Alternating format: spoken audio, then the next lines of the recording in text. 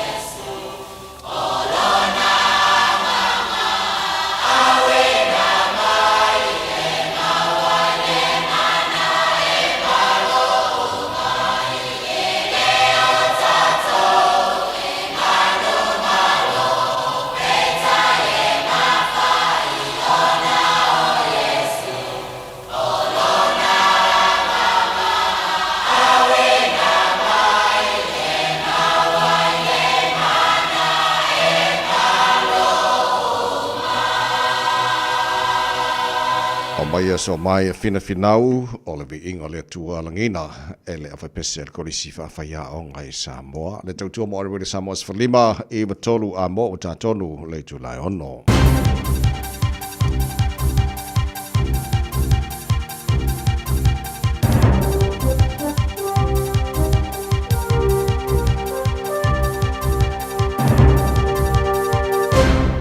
In this update, Hamish Kerr has banished his World Championship demons with a leap of 2.36 metres to win a dramatic high jump final at the World Championships. It's New Zealand's second gold medal in Tokyo.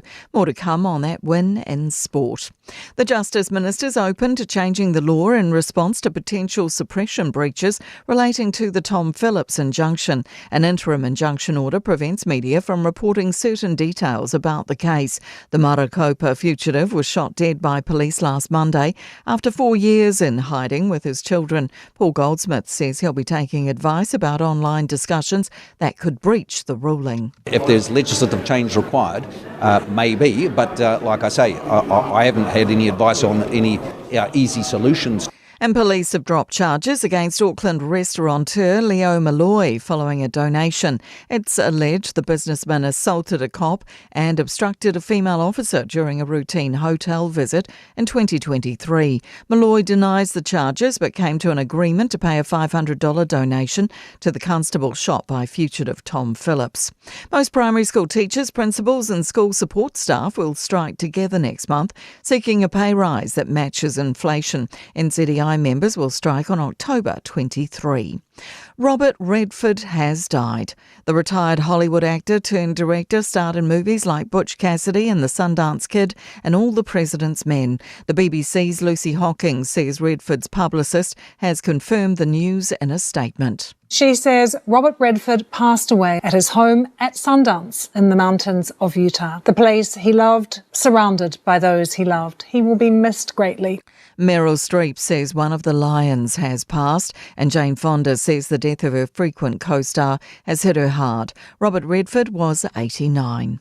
That's news. In sport, to the moment of high jumper Hamish Kerr's triumph at the World Athletics Championships in Tokyo. Woo Sang Hok, he's off, he's away. He's facing 2:38. Oh, that was decent. A very good attempt from Woo Sang Hok. And it's a win for Hamish Kerr. I don't think he's jumping again. Kerr has leapt 2.36 metres, equalling his personal best. The 29-year-old now has a full house of titles, having won at the Olympics, Commonwealth Games, World Indoor Championships and Diamond League final. New Zealand captain Mitchell Santner's recovery from a hernia means he will miss next month's three-match T20 home cricket series against Australia. Michael Bracewell will skipper the side in his place. That's sport. I'm Jodie Gill. Ua na ole Radio Samoa se furulima iwa toru a mo e tautuaina o e ilaungana fitu aso le vai aso. Ele swafa marmalolo tātou ni whaalo isu ke riso leo o tātou mawaile ola nei tahi au e mo mora o whātalofa mo whātu lima whawhiloa i whoi lava te le lava marami ngā te tawai sa moro watu no pele e le pa ia marmamalo lau whawhangare nei tahi au sengsengi malo le sui fua manuia whamalo whoi le tunu ia le whalau tātou awe ia le mua mar whasangi le tātou matai le langi o te le lona lofa o tātou mawaile ni aso le aso na reu whai ele tua tātou te ori ma tātou fia iai para patia le angare leo le tātou tupu siri le langi ia le whaong whaina moni manu tō sui fua maramato mahalosi tātou mantu a whoi tātou maftanga le aso na nafi o le neu tātou sile whai manua le o mala le nei whoi tai au whau avela ia le vi inga le tātou atua ia ma tātou whanono manu tau tai mai lo tātou matai le tātou whalonga le nei aso ma tātou whalau le lalo na alofa o tātou iai ele nei whoi aso lulu wa se fulma fitu iai aso se tema o tātou whalonga le lua whenua se fulu ma le lima o se mai lau whafonga le porkala me manu le tai au le radio Samoa for lima eva tonu a mo le whianga le mana tātou vai lua so mai sini o Facebook ma le YouTube o radio Samoa se roa tasi pantea ma le whianga festa Alge Lucio ma to ona nei tamai meni tau tuai nai se pai le tula eva ele tai au nei ia ma lola si fonga nia mana le tai au fo Langi mai na fo ila sunga le awa o vi ia la vale lo fo le tua ile nei fo ia sa fo sa mo le tunu pele ma lo le sai fo manuia a farid vai a sorry mo ma kwai ma nga ia sawa ka kole ma kau le maru fo ni kai mana ia ya mana ya dela kau moi mai ale spring fa bala fo tele tula e ono Semana vai móvel ao Fafonga, ole lui tau, baleaso.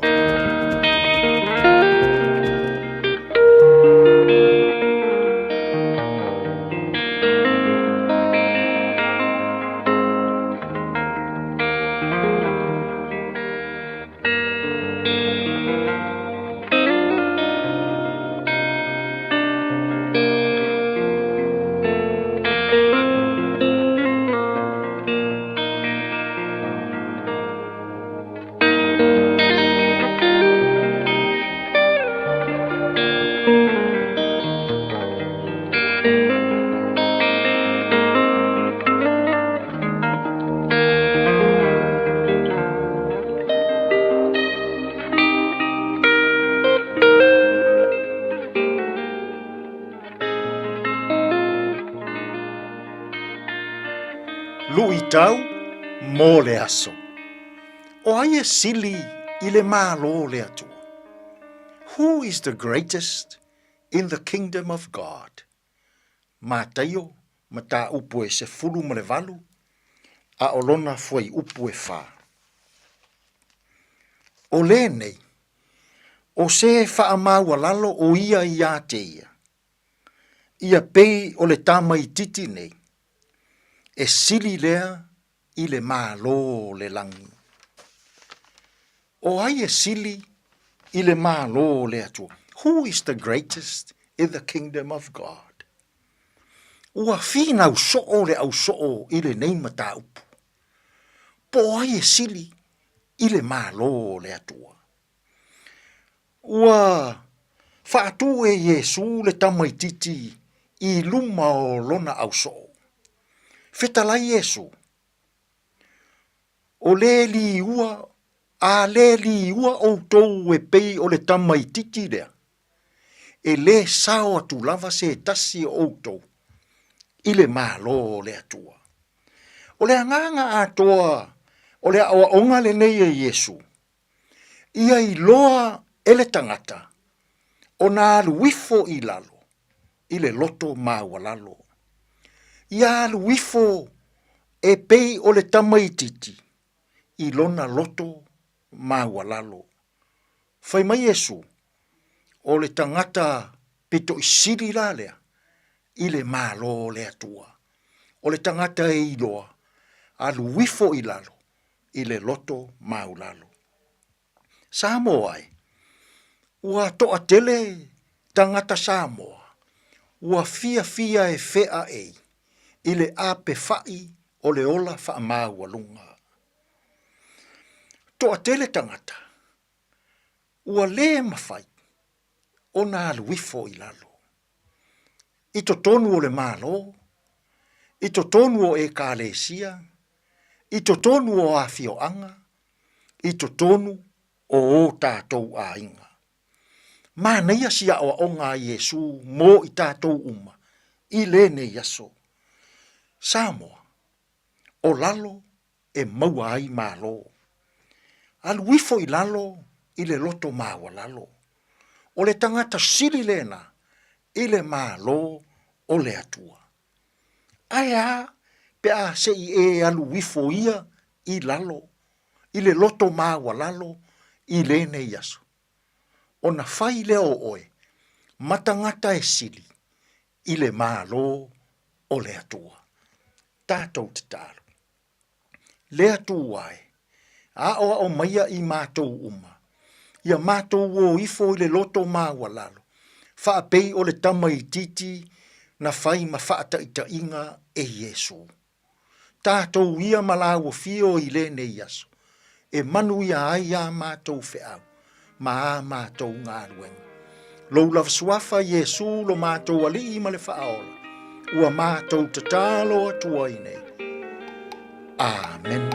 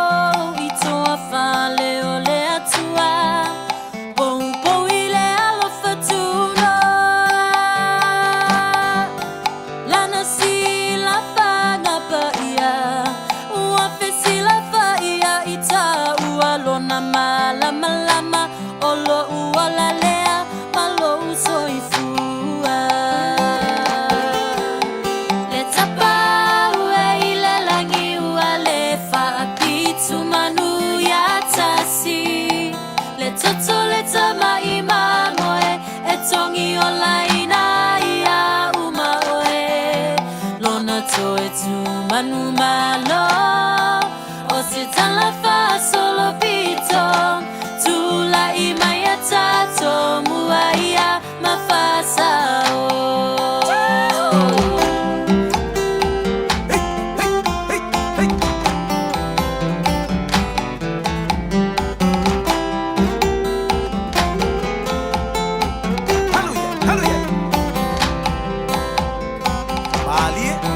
Mua fale I moana, tua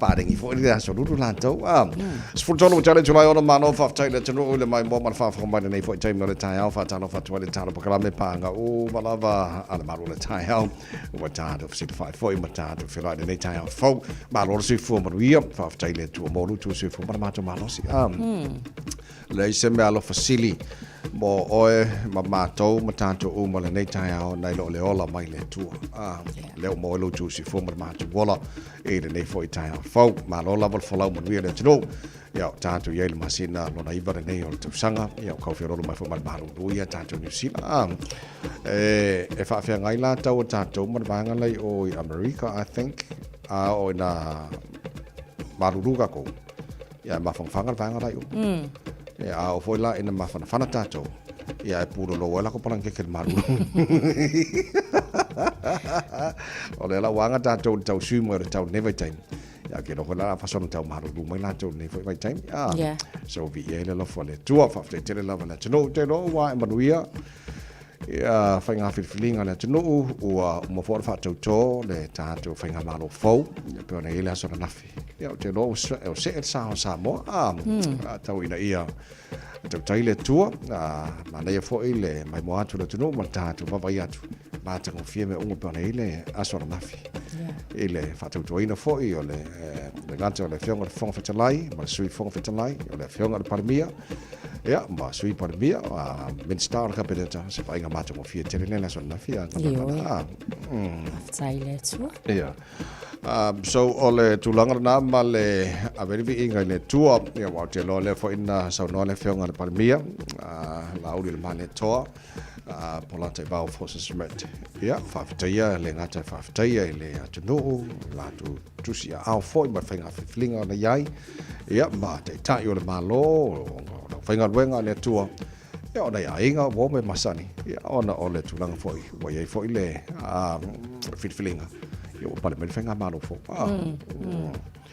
o tulanga na po na ile aso nafi ia wa fo ile fa fonga na tino te lo la tele tala la vanga le wa le tano so ta inga sa mo ile te fitu nel ta ya la familino o le o mo na filia ta to le ngata o minister ka peneta ma tango vi fo ile fa fonga to tu mal ta to fa long tulanga o mo voi to finga po na ile so nafi ale na ai nei vai nga from time to time manga mana if sitting here tanga to New Zealand po fio i la to finga lo ile tulanga ile finga malo mal fo langa voi nei o te ile si Poland release mai na po o te lo ole to telo tanga te li fo la to finga lo ole leipa de tau ona tu le mai ona ole tama ai nga ole tu wa telephone fo langa finga malo fo voi nei ile komfai tupu maola le tama ai ngoni sila ai ia maseme o ka waka ka mani bete be ole research lana le safa tanu in RNZ rate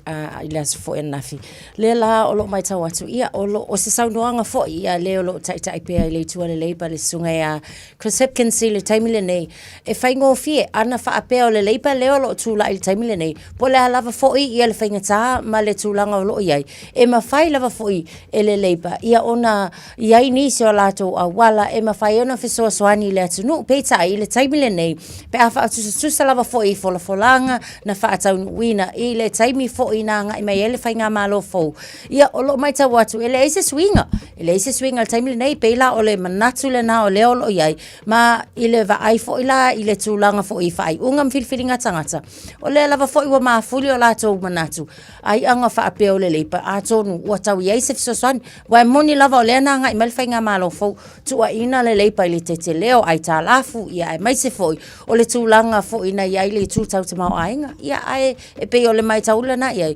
ole fo wa tif wa manatu tangata ia ai anga fa ape ole leipa ia a tonu wa tau fe lolo mai ia se o tatu tu mata ipe wa le alu mana ile palo ta fo i tau sang fo ia po ani se tulanga ole a ia a fo ngai kaimi inflation ole lava ka mo ia ole tau tale tau so fanga le fo ia o fa ia o ngai fa ia la ku te ona ole tulanga fo ile ele o mafai lava fo ia na fa maliaina le mana onga ia o tangata lo ia ile taimile nei ile tu tau te mau ai so all Radio New Zealand read research poll so all visiting ia o tangata fo ile po le ale la tau tari tonu ngal temine nei po o le leon fa foil fainga malo ia le tulanga o New Zealand mai sam tama ai nga New Zealand so na mawal tanto po kala me mo fa fo mana tunu tolu sful 1% le la tau fa mai ele o le leil fa foi normalo so they rather prefer the Labour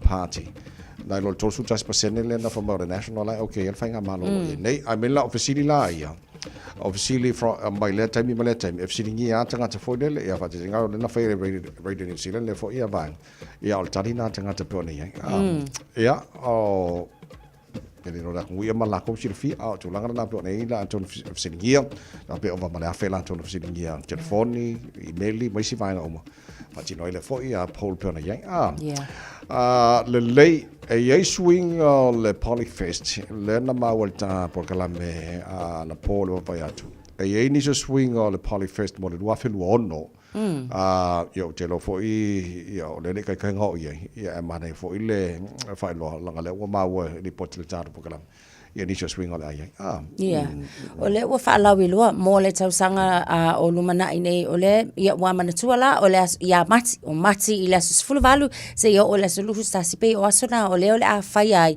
ia le fa tau no le Polyfest lava ia mo vaenga ia o Tonga Niue ia fa pena fo Samoa Cook Islands ia male diversity ole a fai la tola na ile so tolu se fulu la o apelila ia ilunga ole stage la maoli o lona winga o le toi ia so stage foi le masa ni lava foi ia ona ia e pe ona ia tau sanga tasi pe onisina o swinga foi o le wa excuse o le wa mata mai ona fa ala wilo mai foi ia mana tua foi la e tele vaenga ese o le ama fai ona ia wa man tua o le wa mai at foi le fa longa ina ia o le tato foi le limas futa sanga pe ona o lo ia ai pe o le la valo mai tawa tua le masa o ia no fanga I le manakau sports bowl ia e fa pena foi la I le Dewdrop Event Center o ina le o le a fa tau no ina ia fo fanga ia mo le tau sanga fo o swinga ngon mana le titula tuli poti manto fo o stages umalava mo o tanto Pacifica le Maori le tele in fale I le vanga le o sports bowl lua fe luono tu sai mali poti o le stage Maori o le ale I le vanga le ale afa tau no o I le Dewdrop Event Center se vanga naila tatou sa moa matonga mai si vanga uma o le la tu mau ina paule vanga le si vanga lo titi lotu I o le mele masani na stage sa moa e le ko ye nga e foringa mai o le ako ko ingi so fa ko anga ala ko ye la fa ko anga te lola le la suite vanga I stage sa moa o le wolongo mau fo le mal tu langa ita penanga ye te lola fa manino manai vanga ye pe tau la ta yai swinga na so foringa mai la o le si vanga o titi lona wa ma fo swinga o le tau le na fe ngai ma le vai time o le Polyfest te sanga name kwa le anga so o le faila je tonu o le vanga le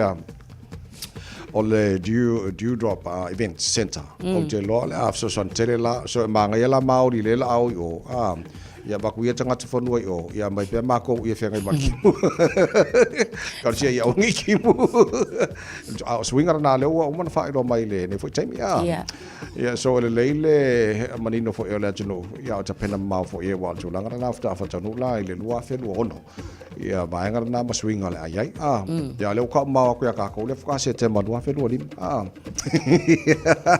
ta pena mama alngala e le va nga Green Gully brand o te lo le ua recall fo le ma mesina mai ona ole le ato tona le foi ia mon fa ngai na le tunu ole ta ole na ole a fai pela foi le taimile nei ia ma tilo foi matanga ai ona ole tulanga lava foi I le mau tatou sope al tulanga tawa e mana ia lava la ia le e ile wai kele e kele ia ku ainga e ila vaenga foi ia au mai tonu o nisio vaenga o au mai fangu o nisio vaenga ua au mai tanga pepa. O nisi la na o vaenga o leo ua toe au mai fo ile mawha alawi loa mai. E te tau lava ona mata i tuina e lea tunuu. Ia ona e iei ona tuulanga ma ona a afianga fo ila lea. Tau ile soifua malolo ina o tato. E mai se lava fo i tu tau tau mafa. O lo mai tau lina la iai. E iei la le tato garlic. Po le vaenga le na ili fangu. Ma le... e ta o le premium select o le brand le na ia o le vaenga leo lo mai tau atu a whaapela o iei nisi o tātou o leo lo o anga iatu ma whaatawina vaenga na e lo ta o le deep brand green garlic o le vaenga le na ia mautino e tātou foi ia manatua o lea ua iei nei tūlanga o lo o afiai mai le te taula o na tau na whaonga ina pia ai mai se tātou anga e tu supermarketi ia ma whaatawina le vaenga ona o le afianga i le soifua malolo ina o tātou? Malo, fa taino sa ingal man mana nei tai au e nei swinga le teacher nei tai au walang sa kau pa ku kala le kau pa ka ko ri poki wala wal ya le ka kala ko ngai ba ngai e kau sui le ki ke fut kai au la ko ai manga ya ka ko i wala po america all the traffic report nei fo tai au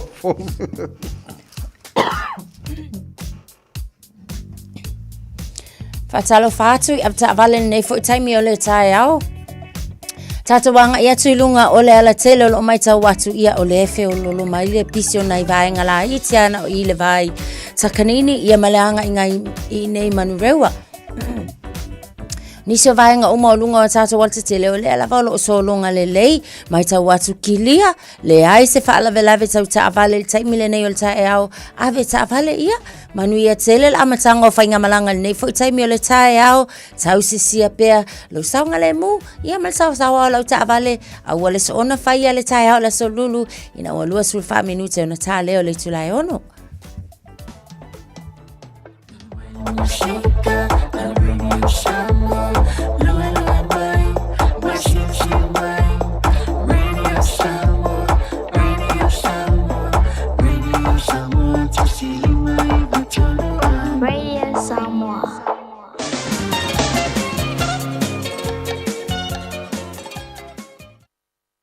Kari fa mon mo se fa mo sia ma ko wa mi le wa ngalonga ba ku lunga e sau oi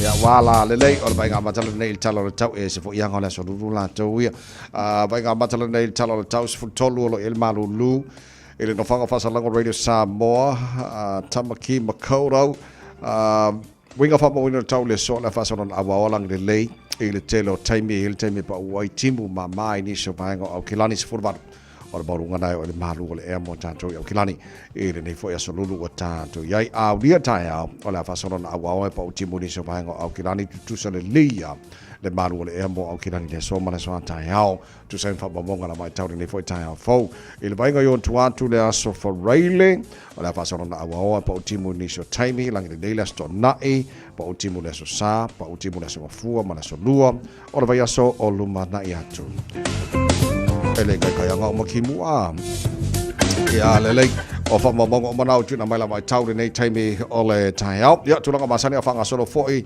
ya le tau tu ar sa mo man pokala me malu le tai au ala taro ba va tu nga ile tau tu si vai nga si na fa pena fa tau sa mo ma di se vai nga o le kelape tau tu ar sa mo sfolima e va tolu a mo Paula Malu Joe Waine se mai tala fa fianga radio Samoa nei tai au le tunu nga juju manga ngora tai au fo ya wa fa ka ko bayaso maria fa mo nei aso presele mo o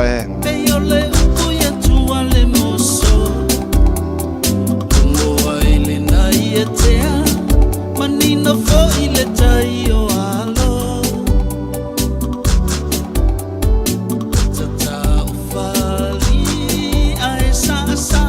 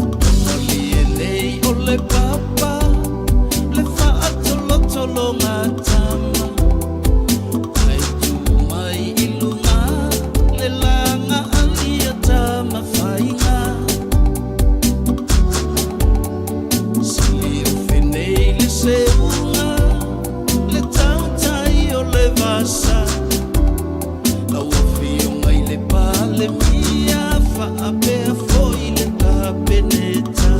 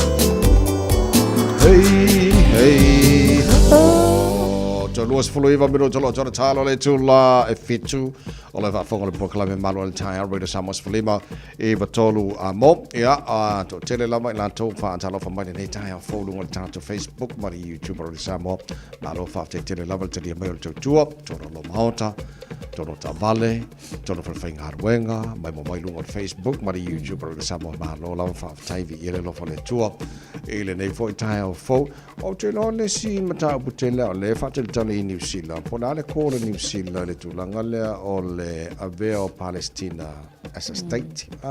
Yeah. E wau te no tele whai a te metal tele no le tūlanga lea a le whai sa run le si pōra le Radio New Zealand lau titi lo atu whai le whoringa mai. Fast food pasene lau tawa pātu likpoti. Me whoringa mai e mana na o ya New Zealand. Wale tau ona i oe. Avea i a Palestina o se state. Ia ese mankua o le state. Ia United States, le America, ia maltela o isfo ia tunu. E fo ia sia tunu ngā whaingoa nations, ia even country. Mero tele lopo le ale, whalau tele no ia paenga, ai, o tūlanga na, titula tuni susu ngā sa whai tonu nusi. O te tonu ono mana o ngā fo ilele o lo o iai le taimili nei, a whaapea ai a vea ia Palestino se stete. O lona winga, o le tele lava fo i o lātou a fuafuanga, o le ama whai ona iai le lātou governing body, o le ama whai lava fo i ona tō fio lātou tai lava lea e lātou, ia mawhai a lātou whai unga, e au noa la ma le whea ia hai fo i le iai, o nisi o atunu o te tele e pei ona iai pēle vevesi, e o lava fo i lai tu tau resources, e te tau ai lava loa, ona pū lea lava, ia ma amata loa, ona iai vaenga fo i e iai tua oi, o ia ngata ai, ia lea ia atu le malo lea, ia Palestina, e whapena fo i, ia Palestina, in tūlanga ina, ia tau mawhai e whai titia, ma ia tau tau fia, ia le tūla lea e pei ona iai lava i le vai tau le nei, ona e o lava i tū tau ele, o so se mea whapena, a o lola ina whapea o le atu ma oti pe o le ai e tūlanga pena, o lona wingo la tātou tūtilo ia Palestina i se tūlanga whapena. O whanau longo i li poti mo o tau titilo. Ia wala ngai le tutusa umatunu o laulangi. O New Zealand la to le ai le whaisa la to filfilinga maoti. Pe la tu te lango ina tu lango ia le telefo isia tunu e manao. Ia matu ulol vaenga le a Palestina. Veo o se stete. Na pauar vaenga la titilo initially poti no maua. E once a veia Palestina as a state. O le a fiel le o whanua. E te matua la tasine vaenga o sidi o na matua i vai le whonga vai i atunu ui o Israelum Palestina. O na vaenga o whanua fo i le. E ala tātou wawai pepo a whea e whaise wha i unga mau tu a New Zealand. Tu langana na olo iai ma le whaatana roi na fast food pasene la tau whamai. Watau a New Zealand o na ioina. Ia malangolangoina le tulanga fo i mo Palestina. Tala noi a Israelum Palestina. O le aile o mapuale ia le pomuina Israelu i tono Gaza. Ona pea titilo atu pea ma le fase furu walu ia tangata whena wha marasia e le Hamas. O le aile i toi wha fo ina i tono Israelu a lewa na a masano anga wha fo i mo kakangi. Ia ua unga fo i le mai ao Israelu. Il tulanga le olo i ni. Ile vai taimi le nei, o lo o mautino ala vai fo i. E wi lava la ina o le mai ta watu o lainga ieinga i negotiation sa ta mawhai ina ia ta fiele taua. But o le nau ta inga ia au mai nei tangata nei po wai lava ila tau na ave ina whaatanga tau taua. Ma leisi vaenga e ala i lava fo ina tuli. O na o loo i loa, ma o la lava e mautinoa le taimi le nei, o loo mautinoa lava fo i. O lea lava o loo iai ia vaenga ia la tau te whaatupua whaalave lave. O lea o loo la lafi solo o le itula le na. E le mawhai lava o na malo ia o sa whainga fo ia Israel o no lo tau mawhai ina ia mauti noa ia e maua uma i lātou nei ia ma tau mawhai e tau fia a wā o le lawe vea mangu a mali i o kao fia i fo na o lātou whainga o lea lava fo i o lo whai pau lava le wha fo i le lata i ta whaiti onga e pei ona sa lau ona e a fia aina i tangata lau tele ua pei ua whai tangata lau tele makali ka au vaenga i e whaku whalave lave ia a o wa maa uma wai lava so i fua o le toa tele. So o titilo atu na e o male taimi le nei e le releasing ale Hamas ia le au whainga pe fase furu male valu e iele te tonu ngol to lo se furu whai numero na o lo so i fua male taimi le nei alto telo na to ua umona tangata pale nei tonu el vaenga al Hamas matol mele mana o Israel pe ola po feotia lanto tangata fa fo uma i lanto ainga pawanga mele mana ya ole tulanga na male wakele tana noanga lo fa pea ile tulanga se file mo le ma o tunu ya ke lo mele le nga Israel ya Palestina male Hamas ole le im fa no releasing o lanto tangata na fa marsia Hamas ya pero i tsanga babai le lei pe titilo atu i se postanga tana fa monu li fo i se vaenga o kirani pe ia o le afiafi fo po le se taimi o le wauli i nai le vaenga le nai Hobsonville ia o lena mai tawa toi au tafta fa si fale o loa fo ia o le Woolworth e pe ona lata le tau le lima lata le tau lima le fiafi ana fi le tula me vile ai foi ia nisi malo la tunu usa la to ia ile no fanga ona mai tawina se tasa sa fa malu an le ina ile mo mau foi la leo fa sa ma ua lava yes fa manu alia le tangata lea e folinga mai o penga na manu ai taimila nei lo su e leo po le atonu le mafanga la penga ai sa fa longa ina foi la ma moli mawina fa ma ni leo sa ia foi la se ta avale foi le pe na pasiane ia fa painga fo isala au malos o mala taimi nei o la fo la lo tau sa ilia le na vainga paule tuna fa afta ye leo una le ye stasio le mano la tunu mai la to tanga fa tau ia na fa inai a o lo au mai fo ile fautuanga ina ia fa malo lo si pele tunu o lava ni vainga tato te mai tawina ia mauti no le longo lava fo ia o le mano le malo ina ia mafai ona mo so sani ma o lo fa nga solo la sa ilinga po ina fa tau ina le fo fa la velavi i nai le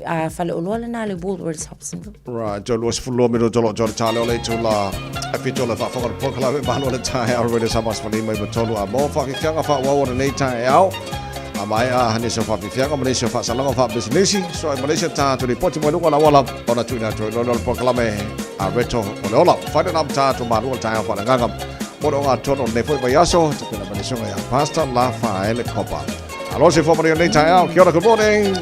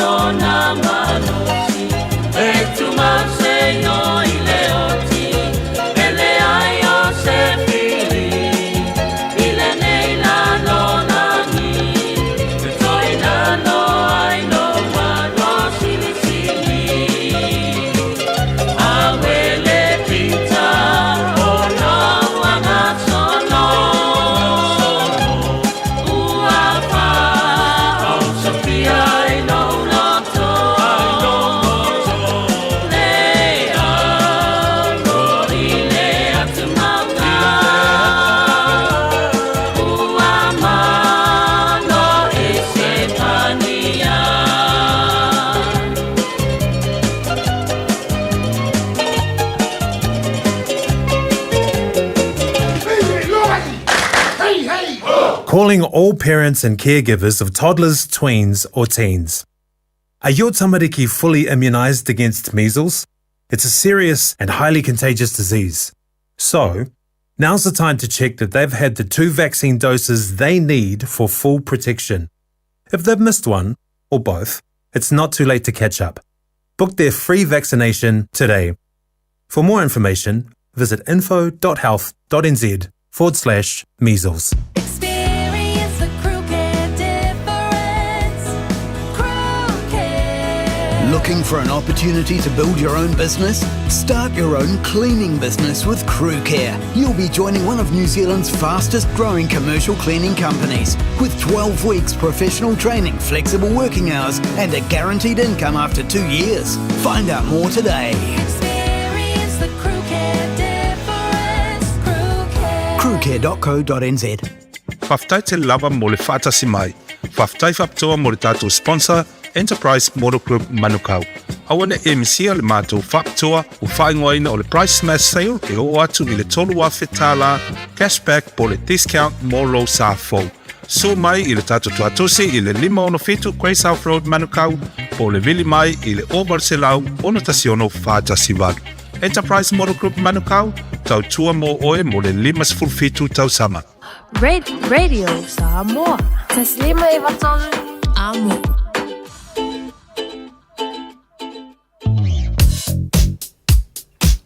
Vaengo Sunny Nook, Rosedale, whapena for Pine Hill on State Highway 1, Faisipisi mai le taimile nei, Twin Coast Discovery Highway.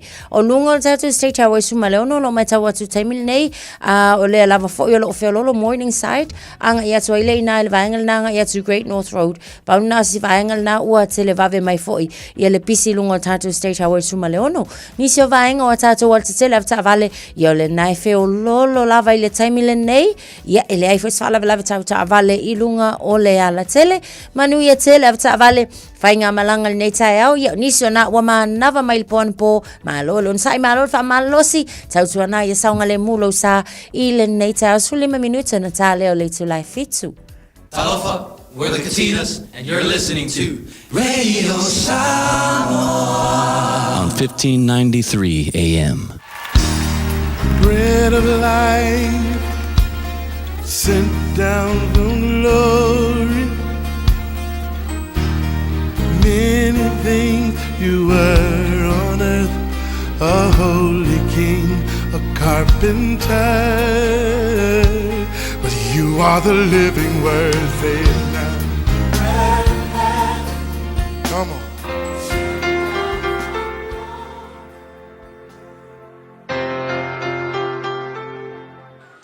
Talofa lava le tatu tudu Samboa ile nei fo yaso te fifie fa filoa i te oil tatu pol kalame masani ole a reto le ola ile nei fo yaso ma lo lava le soi fu mluia ole mo moti mo te fa fa upe mo mua fa pea o lo o tau tino mai ele nganga e o esenisi ile fatu tua i tau sanga amuli la tau te fa longo i nganga e fa se ole upe mo ile aso le nei ole nganga tau fa se iaso muli muli.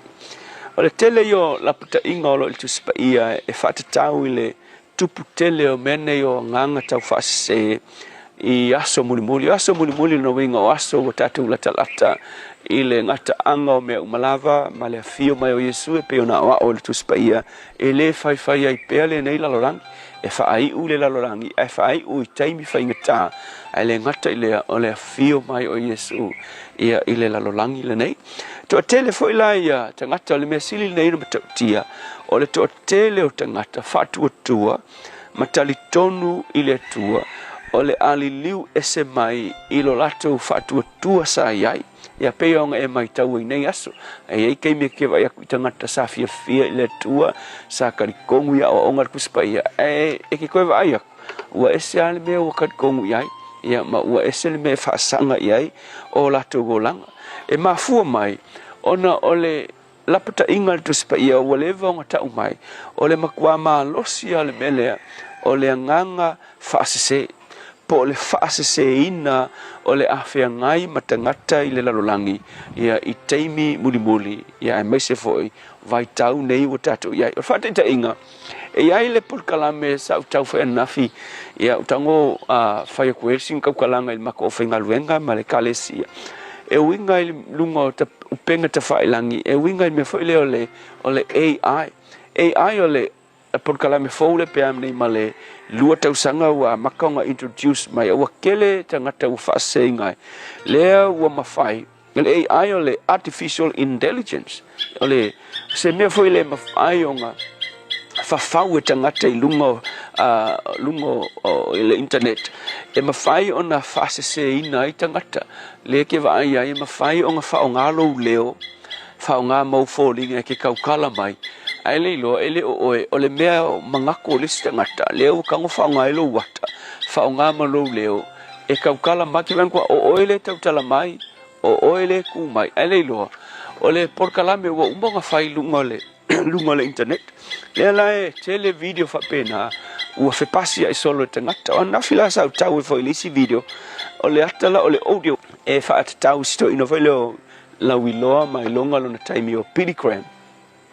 E whaata tau ile na tautalanga. O Pilligram le te whaalonga kule leo Pilligram le sau. La ela unga mai mawhai mai langa onga. Ela unga e against ilesia o onga le tuspaia. E fou le whaalonga. Kasi ala whaalonga ngafi. Whea kui si usu sa matalano. Kei lo lava ele o Pilligram mai ele o se talitonunga le a Pilligram. Ua uka masangi whaalonga e a Pilligram mana o onga mana la unga I whaalotang. E makua ese ama o onga e ua la unga mai. Ia whaiat kei lo le mele o le mea fo ua whai le tangata. Mele o le AI whaonga nei tangata. Ia ai la iai. Ua tele tangata, ua shea inga le tautalanga le a Pilligram, o le leo Pilligram le tautala mai. A maka upusilisili le la unga mai. O se maka upusilisili makua ki ke lava, ia o onga le tuspaia. Ia kasi al whaalonga le tangata masani, ile o onga mataltanunga whakerisiano o Pilligram. Ele o Pilligram le ke whaalonga kule leo. Ai o le mangaku ma le theology le au mai, o mea kau whaase. O le whaanonoanga, ua alu ngei le video le ilunga social media. Ua fia afe tangata kerisiano le lalolangi. Ua lako mangaku, sa o ala, e se sen mele, mai le ufak, wala unga mai le au nai longa le atua. A le upula mo o le asal nei, o le whaingo fia I ona whaase ina o I tātou, pe a whai, e ke le mafuta me tau nei, me momua, whaingo fia o whaase inga oe, pe a whai, e te le mafuta, ma whai tau, le whionga pa ia le atua. I aso nei, me longa lua, whaingo fia o whaase inga oe, pe a whai o oe se tangata, e ke le tō anga I le lotu. A wafo ila o lo walu loku ke whaalongo I le o inga o le whina ngalo le atua, ma le melo na tolu, e whaingo fia fo o ngā whaase ina oe, pe a whai o le nafo e te tō anga I le lotu. A o le loku ngai ke alu iai, e le o awa o ina ai le tūlanga mama o le upu a le atua. Wai ke le fo isi loku, wa kuita ngatai lotu. Wale o inga le tūlanga mama o le upu le tua, mamata upu silisili e winga I le tua. Ai wa o inga kasi ale me kaukalai, whainga tauranga, whainga o ia mea, whainga o ia polo keki, whainga o le me kaunga whai. Ai wale o inga le tūlanga mama o le upu a le tua. O le upu la mo o le asol ngei, a e whata malai me I vaenga I e tolu. O le mea o le atupu ia ki oe, o oe le sitangata, e vamve o ngā whaase ina, ia awa o ngā sese o lo o anga I mai. Le tua whawhitai, mata wiloa le nei vai tau le anga I mai o le tele o mea tau whaase, a le mata ala I matou, e whaase ina I matou. Whawhitai Yesu, amen.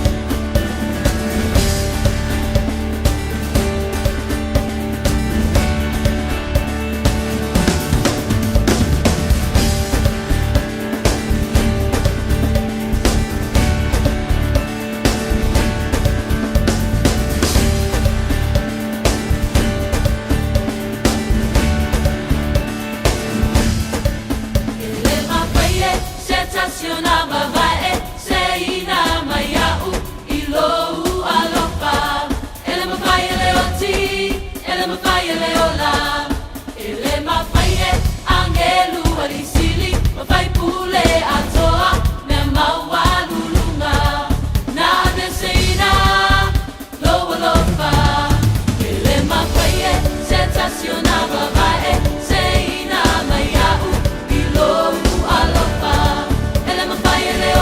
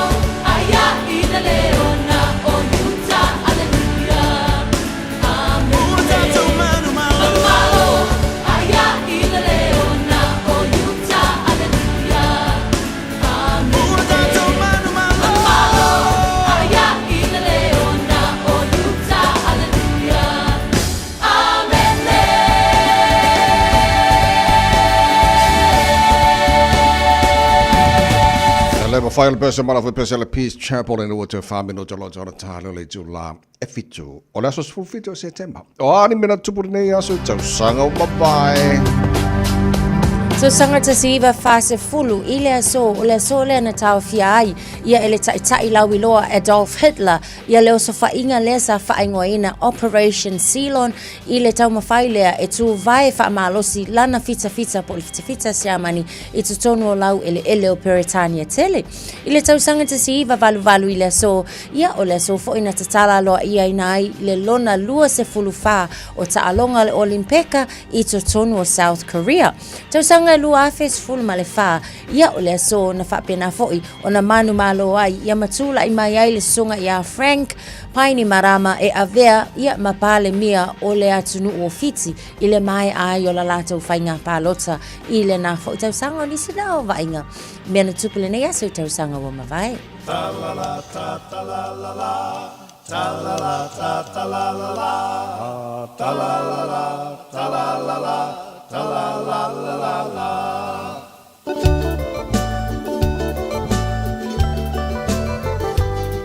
lei tu malo talofa sa fa pe mo ona e usi o ola molele ya oa ona ne e fa pe o sola o ua ya se pona o sue i polona ele fie mo se saulo tonga ta la la ta la la la ta la la ta la la la ta la la la ta la la la ta la la la la la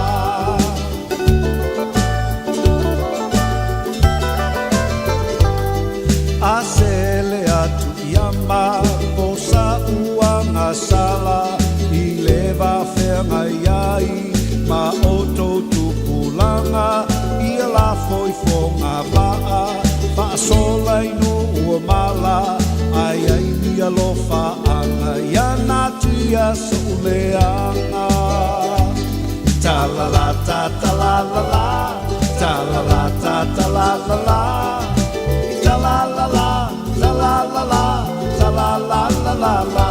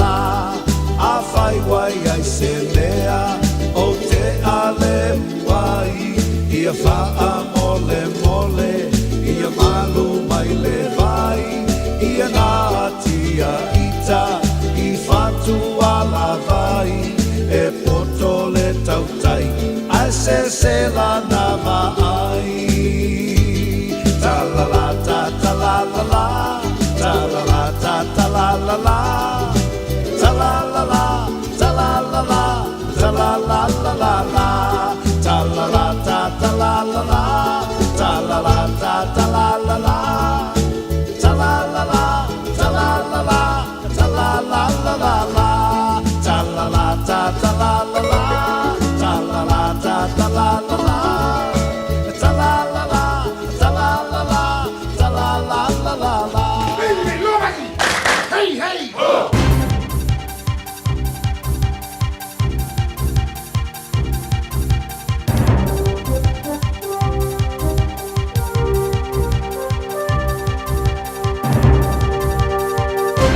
In this update, Justice Minister Paul Goldsmith says he'll be taking advice on law changes in response to potential suppression breaches relating to the Tom Phillips injunction. Some details regarding the case of the fugitive Maricopa father who died in a shootout with police are suppressed due to an interim injunction order. Goldsmith says discussion online continues to be a concern. There's a mismatch between things that can be managed easily in New Zealand media context. They can't be managed so easily in terms of a global social media outlet. South Waikato's Tokoroa is preparing for another factory closure in the small town. Carter Holt Harvey's planning to shut its plywood manufacturing site later this year with more than 100 jobs on the chopping block. In June, the Kinleith Pulp and Paper Mill closed its paper-making operation with about 150 jobs lost. South Waikato Mayor Gary Petley says the council will be looking to embrace every opportunity it can to help create jobs in Tokoroa. We're a resilient community. We're not taking all of these changes lightly, and we're trying to be as proactive as we possibly can to deliver some positive outcomes. The company's been approached for comment. 6 priests wrapped up their lock-on outside Nicola Willis's Johnsonville electorate office last night after spending 32 hours chained there. The Christian leaders are pushing for the government to give a time frame on when it'll implement sanctions against Israel. Cinema legend Robert Redford has died, aged 89. The leading man starred in films since the early 1960s. He was one of the biggest draws at the box office, appearing in The Way We Were, All the President's Men and Out of Africa. Redford's star never waned, and he also became successful behind the camera, winning Best Picture and Best Director at the Oscars for his directorial debut, 1980's Ordinary People. His final on-screen appearance came in Avengers Endgame. My friends call me Mr. Secretary. I'm going to have to ask you to turn that prisoner over to me. That's news. In sport, high jumper Hamish Kerr has equalled his personal best leap of 2.36 metres to earn a gold medal at the World Athletics Championships in Tokyo. The 29-year-old now has a full house of titles, having also won at the Olympics, Commonwealth Games, World Indoor Championships and Diamond League final. New Zealand captain Mitchell Santner's recovery from a hernia means he will miss next month's 3-match T20 home cricket series against Australia. Michael Bracewell will skip at the side in his place. 17-year-old American Eva Jovic has signed to play the ASB Tennis Classic. She's coming off her first WTA 500 title win in Mexico, which has seen her rise to 36 in the world rankings. That's sport. I'm Jodie Gill. Ua na ole Radio Samoa se furulima iwa toru a mo e tautuaina o e ilaungana fitua so le vai aso. Na o Lincoln Road leo lo mai tawatu taimi nei lunga tato a wala o le nae e delay I le 5 minute whapena fo I lunga I Onera Road ia pauna o nei vaenga o lunga o tato a wala o lo mai tawatu na ua se le vave le pisi taimi nei o isi o vaenga uma lava o tato wal titele avta vale o le nao lo o feo lolo uma I le nei foi taimi o le tai au e le ai foi se whalave lave tau ta vale o lo o mai tawatu iai so avta vale ia tautu ana tau sisia pe le nā saunga le mu I le nei foi taimi o le tai au wa 5 minute te aile tu lai fitu.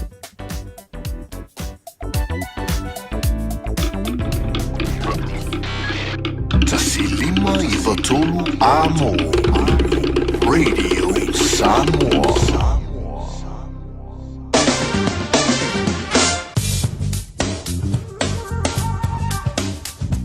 O le tala I le tau I aso taitasi uma whai ona awina atu ona o le langolango mai le whale whai nifo o le All Dentures. Malo se whamaria le nei taimi o le taia o le vainga lata mai le nei I le tala o le tau o le anta atu amata mai Samoa. Mawai ato le awaoa malangi le mail tau Samoa e le nei taimi o le taia lua se fulolo I le mawhanawhana ua te ale valu I Samoa le nei taimi o le taia winga o le tau Samoa le sola a whasora langi le nei le tau I le telo taimi e iei vaenga o Samoa e pa ue timu I le nei fo yaso lua se fulmareiva o le maurunga nai o le vevela le e Samoa le so lua se fulmatolu I lona maualalo ia e lo tra mau fo antaro so tai fo le Samoa le sui le taro Radio Samoa pia ia le fionga ngal mana tu marmao tanga vai tipi o tanga vai ia fa lo tele mai fo ina vaenga lo tupu Samoa le ngatele o le tulanga I le vaenga la tamai ale awa I tau fa talo fa tole tano pokalame le taimi le tai au le te lo tara paanga lo mai Samoa fa pena fo America Samoa base man fa fo mai oi America fanga ima America Samoa malo lava se fu mo ria te fo inisio ta tu paanga lo fa fo mai inisio vanga ta funa la fa fo mai inisi fa pena fo I so kikilo ko le to te baala tana yona malo lava se fu mo ria nei tai au o to tele nau taro pa angalo fa fo mai Samoa ia fa pena fo America Samoa lo fatu ele ne fo I tai au fo mo taro kalame ma lu le tai au se mai le talo le tau I New Zealand nei taro va vai tulanga o ele tau le motu I saute fa talo fatu pa angalo mo taro kalame so se va angalo motu I saute e va angalo motu I saute lo o ye lapta inga tulanga ia ia matangi malolosi Alexandra o lo ia lapta inga mo matangi malolosi Ole apa uti munga mo tau langi de leni so taimi fa solo langi malo se mar savini mai matu si fo balo se furu kilomita le jula ini so taimi ole wa uli ole so se furu balo mo lunga nal malo ole air fa mo wina mo Alexandra le so blenum ole ye fo I lapta inga mo matangi malo si mo tau ole fa solo na awa oa pa uti mo so taimi angi malo se mar savini mai matu si fo balo se furu kilomita le jula ini so taimi ole wa uli se furu iva ole mo lunga nal malo ole air fa mawina ia mo blenum le so o le tele o isi nga Nelson o le elap te inga mo timunga mo o tau le so awa oe pa o timu pa so fo na ngimalo si marsavili ma tu si sifo e niso nga Queenstown o le ifo elap te inga mo timunga malo losi le so la pa o timunga pa so na ngimalo si marsavili mai ma tu si sifo varse 4 km le tu la si fu tolu mo lunga malo lu fa mawina mo Queenstown le so Timaru o le foi lapta inga mo matangi malolosi mo o tou o le fa solo na awa o pa o timu fa solo lang de leila fiafia na nei savili malosi mai matu sifo iwa se 4 km le tu line so taimi la wauli o tala fia o tu la fiafia na nei o mo watu malosi na fo savili mo taimi nei ia lo ia lapta inga mo matangi malolosi mo ta tou Timaru fa pena fo I Wanaka rain warning, orange warning, wind warning,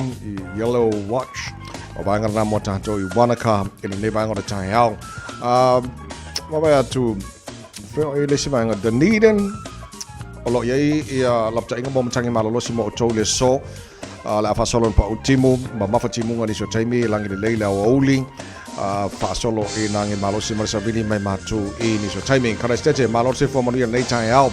O lo ia lapta inga mo matangi malolosi mo o tau le so awa pa o timo ni so taimi iwa se 4 km le tu la le malo so savini mai matu I sifo 2 luar mo lunga le mafana fa mawina mo kara estete I le so botu matu I kai taia fa so na awa pa o timo se 4 mo lunga le malulu I le la mo waring tore malo se fo moria nei tai au polo ia lapta inga mo matangi malolosi awa pa o timo o sabile fa solo nangi malosi mai le tulangi I matu si sifo se lau 2 km le tulang ia le malosi o sabile fa si malosi te lano sabile mo tau I Wellington so tulanga na iai I le baba ai atu se yo kirkilo ko pele si va ngalo kikiro ko lapta inga mo matangi malosi so ka fefe ko kikiri ia lapka ingari mo ka ko ri kele va ngari ia le lei awal popole o fea so Wellington le na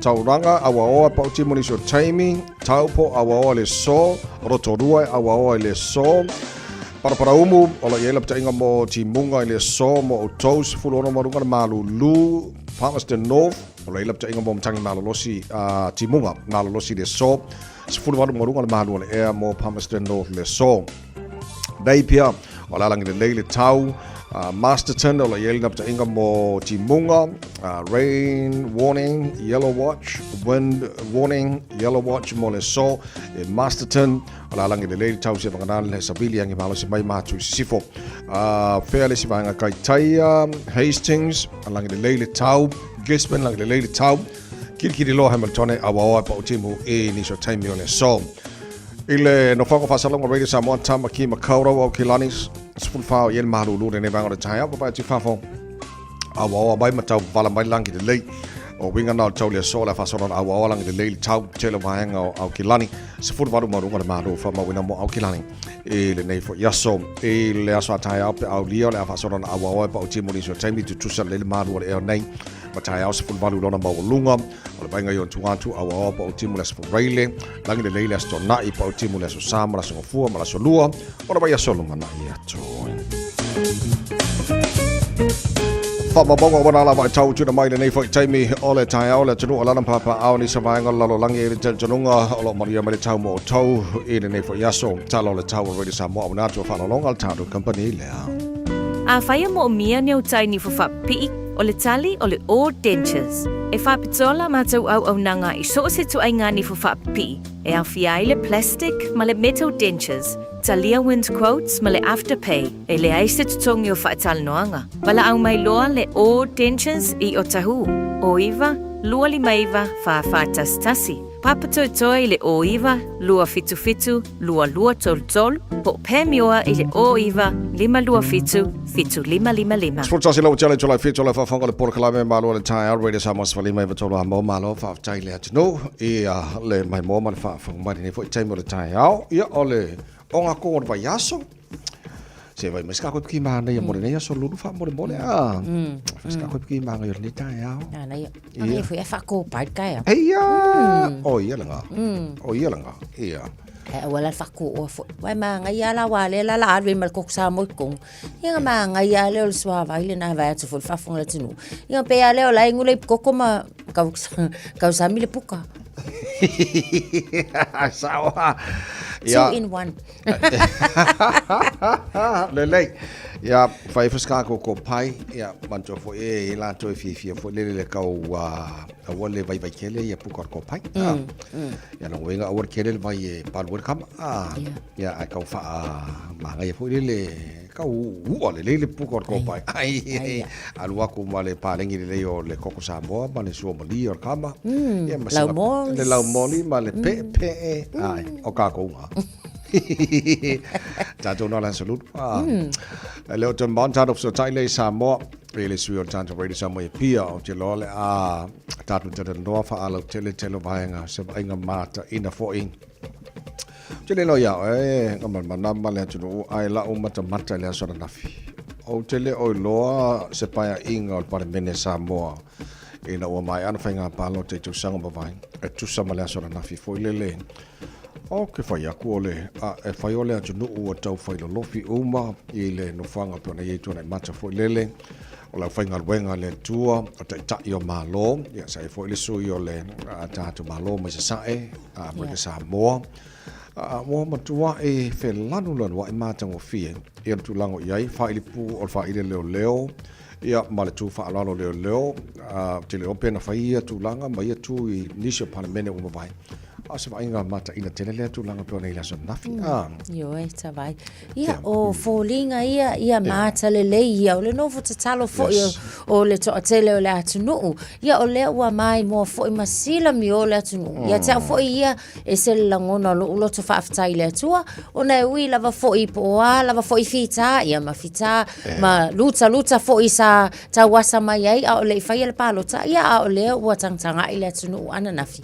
Ia le tua ma na ia le whaatau no wina whaafetai lea lii ia na sao mauli ia le whaatau no wina foi o le fuafuanga i pei o na iai le asona nafi a sa le ia o te lo le si vaenga foi sa talia uma tu lango iai tofinga foi le whionga le palemia malana kapeneta minsta o tanga luenga te tasi te lo tasi na vaenga sa talia uma le tuno ia umarino uma na vaenga le asona nafi ia la whalo tele pe a taru tara noi sa moa le tātou pokalame para masania ia solulu ia le o te maore ni foi tai au ai le vaenga no maua te lo mane te le lau titilo la tong fai ni usi le sui le titia tu la fono mene o le vaeta mahina o whanau mai nisi o atunu ele o atunu uma ai mai i atunu o lae e loa le lei ni usi la ele o whamania ina ai ai ngai la lo mene o le vaeta mahina o tamaiti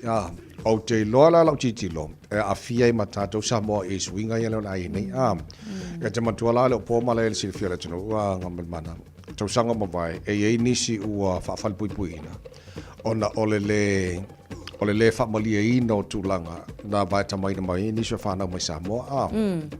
O te lola sirfia lea la tunu uia ia foi tūlanga.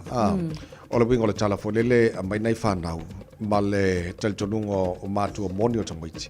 Ole a mai matausi ia malwha mo ia manu ia se lātou lunga nai. Ai o mai tono New Zealand wa makwa liu ama esele tulanga mai le tausinga nei whanau. Yes. So tulanga na e lau tilo la mala fai tau ana nafi. Ma nei tele wanga le la baba ele vai ngo femalanga ina New Zealand. Kwa isi la to a mai se tunu ele o tunu uma. Yeah. A nisi o tunu o te loela ve lam tatou Samoa il tulanga le. Bo jo semel le tele Io e tawai. E pe ole taua lunga lava foi ole nau ta inga ole mtanga luenga. E mesela foi ia ila tau o tau mawhai ina ia fau sia le nei foi policy fo. Ole vaenga le tau ole child protection. Ina ia mauti noa e mawhai ona puipuia uma tamaiti uma pe afa pe ole avai tama mai tamaiti puipuia e ia ila vatunu olo o ia nisi o tūlanga wha soli tūla fono olo la tau whaia e wha o ngai nai tamaiti. Ole tūlale na e pei o le ua mai tau atu. Ona ole tele o moli mauma tūlanga na tūla e mai tau sanga ua mawai. I tamaiti fo ia e mai ona abuse le to tono o New Zealand. Pe abuse e la tau o lea na vai tamaina mai. Ona o lea lavana au mai mo le wha moe wha pena. So o tūlanga lana o loo tau mawhai ina ia tauwhia ai le sawa ina ona i tamaite au mai mo e wha pe le intention. Ia ai muli ane ele ai ele o lelei. Certainly.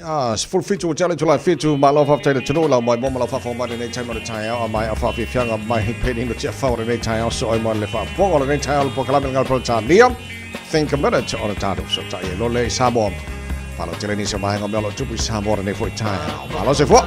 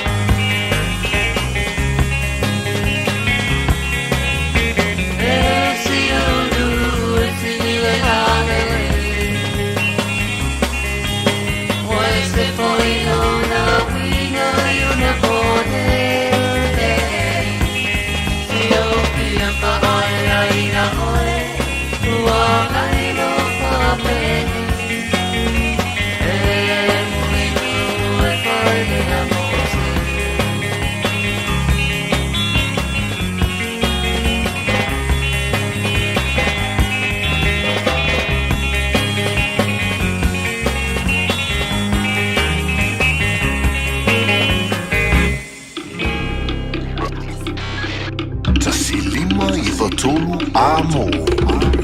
Radio Samoa. Just think a minute. It could change everything.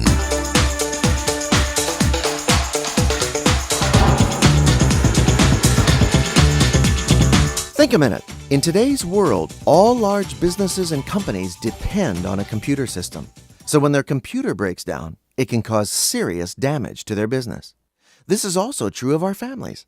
Since the family is the foundation and building block of societies, when the family breaks down, the society breaks down also. So many of our problems today come from the breakdown of marriages and the terrible damage it has done to the millions of children from those marriages. You could say that when there's a war at home, the children are its casualties. Almost always, it's the children who suffer the most. They become the fallout from their broken families. They're the ones caught in the conflict and chaos of their home.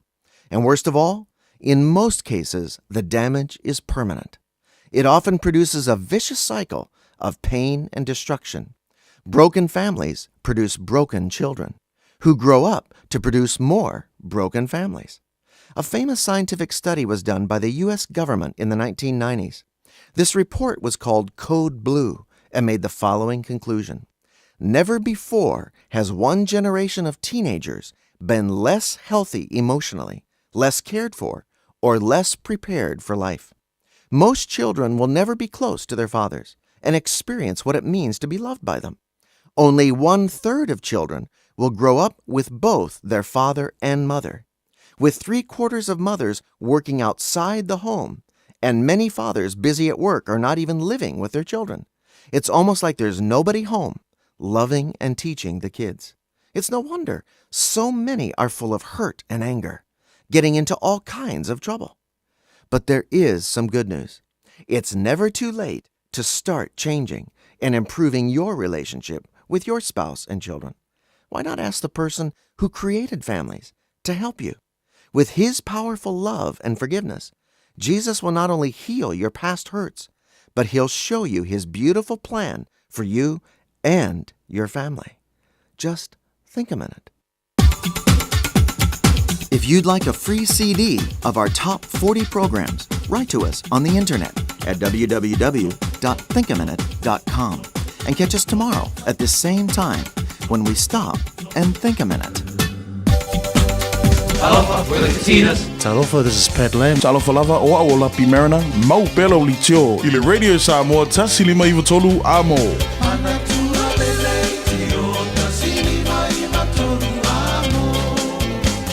Lo so mal tonu le challenge July fetu ngam mana ole ua fatasi mai foi le feonga le aloli ia ole suil tanto Radio Samoa ia pia tatu tel no fa lo telefone inisio va inga mata ngo fie ia pena mai mo ile tunu mata to va ile so na fi ia la foi sai le feonga ngam mana foi tono le foi vai malo faftai fata lo fatu le ava mal fa lo alo la feonga la lo li nei tai au malo le so i fu manuia. Yo ese ku manuia ki ora na le fa marula na ma o ni vai asu ngai au to vai ka vai yo fa fetai ya ki ora na ko ta ko to malo sei fu como te hare mai malo fa te tele malo fa te foi lo fenga le li mo le to mai ta tu ngal wenga nei tai au ole ata tu tele noa o te loa le matango fie mal felanu na nuai o le asona nafi o le ana e yai tono le tone mato multi-purpose complex o no fanga safa pena ia on fatau no wina le fatau to ina foi o le palemia o la sui palemia fo fetalai o su fetalai o minister capeneta ia masui o sfono o mal palemene lona sfulvan al malo sa mo te lo le sima nga mata ina foi o malo falo ngia pese la asona nafia ngomana. Ya, ole lava fatalo fo statu tunu nei so fo yo e na sa mai mo ina fo I pena te fai langi ya le sounding fo I le te wa fia nga mo le pa inga skul wal parliament ya le sa fa to su fo no fili o mo tatu palo tete ya fa pe fo I ma to fingo malo pe na ya I parliament mala na kabineta ya fa pe fo I fo ftelai mo su fo ftelai ia le la te mo fo ile le wa fa tau to ai le sa ninga le ma Minister lango ma masani ai I whainga malo o tuana impa inga o mwai ko e Parliament. O to finga ia o Minister lango I lalo tu la fono fo nei o whailo tu si wha Parliament. E masani ai umana whiriwhiri kāpeneta. Ia nā lunga le Parliament ma Minister fo I se I whaanga solo ngā matona fato a whailo muri leo o Minister lango. A le tapenanga la lenga ia le whatu tu ile tua sa mo o tasi ma le teita I o le pati. A o le I whaia de sauninga le anda. Lena whiriwhiri umai tua o le I whatino ina le sauninga. Ia le la sa whatino umai ai le so nafi ia whatautonga. Ia se tūlanga mata ina fo ia tūlanga ese fo ia le sauninga le so nafi mo le paya ina spubaru al Parliament. Ai o fisiri mai malo fa lo lungia ia o tulanga na a vel tato o te mo fo le o te lo le wa a vel tato wala au fa lo fo ile ko vana o le fanga malo tuile manua e fio mai e moni mawina ia le urua I te wa fianga le paia inga fa Parliament sfubanu ia sa fio mai fo I malo na fatua a le fo sa fio mai ai male Palestine o le Senate, ia whapena fo ile whongaftalai o le maoto sui. Ia malato o malanga mawalto o se furu le o malanga sa malanga mai. Ia tūlanga ese fo I wape o la tui o malo wa a palo lungia ile sauninga ile asora. Nafi o le fo ina mai a le sauninga le sa ia ile whero inga fo ia le kovana ia man le pāne mia wa tūla ina ile fo o le sao Samoa. Ina son nafi. Ia tonu o le wa amata I fo I tala nanga whaavao malo fo ima.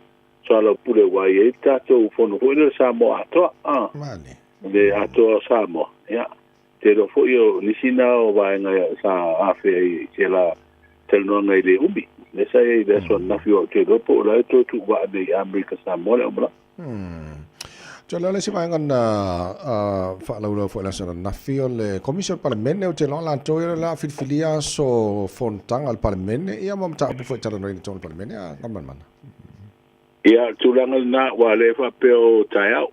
Taiao le su valu o masina neo se tema le wheiro I le komisi le al Parliament. Au te whalonga tu le tololo ina mai o suitana whea ngai le sui o le Parliament e fo I wa tūla I mai le paenga su valu.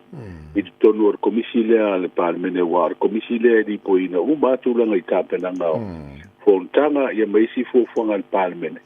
Ne te fono il fongo ftelai. Malo mafta. O le la wa mai ta watu fo yo le wa fa mama atu ia minister fo yo le malo tausi I matanga wenga sa la to vunga lulu ai fo. Ia pe o tu langa nai de so fo le mata watu ia fo I de. To ya so le o le pa ia inga o yo le wenga malo fo I tausi sa ia. Ia pe sa fa mai o mai fa ma wenga fo ia minister ma tanga luenga sa ngalu ia ma ta o tu fo inisio fa baba nga fo I loi fonga maring tawai ma tau sar Ia ma ftanga fo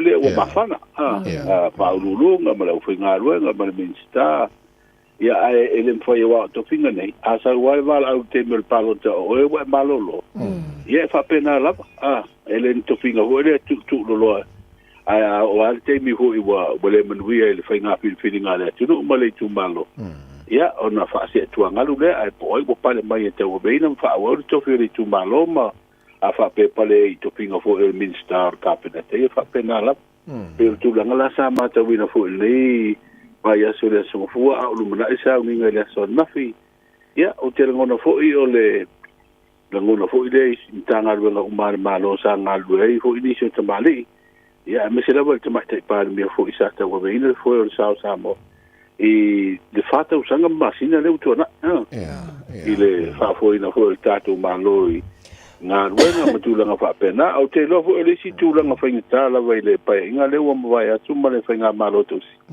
Yo le am tamai nga le fa nga malo mo al fa tu ile tu samo tasile ile u fa le atu ai tulanga le no fo va fa nga ye ma le fa nga lo nga malo Mai te le lu itau sa fa pena fo ono fe ngai mai la to ia le sa mani no fo ile fina lo le te mai te pa le mia sa ia il tatu ko tino ule tulanga umi o ia ile finga malo le ba ngai pui pui ia te o tangata e pe wa fa pena ile ngono ni se au finga ruanga fo ne le malo pe a ro tu le malo fo pe fo de mo masani ala to le malo sai ai nani ya tu langa fo na ta we mene o su ya ingo finga malo mai de te e wi ala o le wa su ya tu finga malo ya fa ya ta se fa tu de tu sa mo ta te ngono fo le sa fa ina ruanga le fionga sa fa pito fo ile van no fo ile finga ruanga malo male finga malo fo la u fo le tu le sa mo wel filo ino fo i ma fa lulunga ia ma pa pena fo na swalo pule ni si o vala te tauna pa pena ona ia se nga ruanga fo ia le i amtaria ia le nga ruanga fo le finga malo tu la me ni fo te le ngono fo yo le sa o ai o na foi firo ino le sa malanga uma ia office city fo io mtanga ruanga malo pa la tonga firo ai le te tai o fa tu ile tu sa mo utasi masu o le parti fa upfai a o lo mal pa tau tonga ia swala pule fo ita penanga la ia ina malo de te mil nei a o le iur fo le atu e fa wa fo te we no le pule ngor tatu malo malo fa te tele le sama tara no nei time le fianga ngan mana fo le o se va ainga winga ese o tele lo le no mala to mai mo aya wa ia e matua e mata ina ma ese fo ile tu langa no e ile so nothing ile tu langa el por kalame ma le antoanga fo ile ngato malo fa lo ni a le to tele na tu no ia ia le fo sa ia ala o isa tele nga o be uma o la o ia silsila mala ia e moni te vai a tonu o leo fa mawina I tala fa sol pito o te talanga o taua o fianga fōua pālemene al tātou malo tutotas. Le sauninga le so nafi wai tūlanga ese wa ono tūlanga fo inga ruanga lai fo I te imulunu uro le official phone. Wale wala matia I fo le saunga le mupe a fa ngal tātou mauta fono lai e. A le lau fa ngā se sino fuanga e vea mauta fono. Fatino sauninga le so nafi. Ola ura baba ye wale falta alo tele. E ino fo ho ye lunga no fo ila mai mo e fa solo mai la le tele o la le I te tono le loto e fale o le mota. Tu fa tu mulia le sia vano. Ole la ura baba ye e tu la ese na le tele no pa in sul baba o palmene e tu la ese ai. Ia ai pe na sa mo wina fo le tino ia te lunga o o ngona o fia no ngona o fia fo o tatu o tunu o mo la no a wai le fo isa ninga mamalu a me se fo ni sa malanga mamau mai fafo ia la sa mo wina tau pai party ia ole tau bala au ia tu la nga fa pena ai ole tua ia le po I lata mo mau ia pe ana fa pe o mo to kono I mulu ula fa ia ia ele ile me fa pe tu po ile ngai tu sine malu o motofon mali tu langa malu male alo ia ho le o te o mangal palmene na ia malu pele malu o le motofon o le tu ai tu langa ia na fia o talala no fo ile lo tele o Samoa e a wai mo wina le sauninga le so na mo mu a ko ngo le ho ko ngo fa tu te wa ia tu ho le mu a to mai fo ila to le ngo ina le party fa fo I butu ne fo ia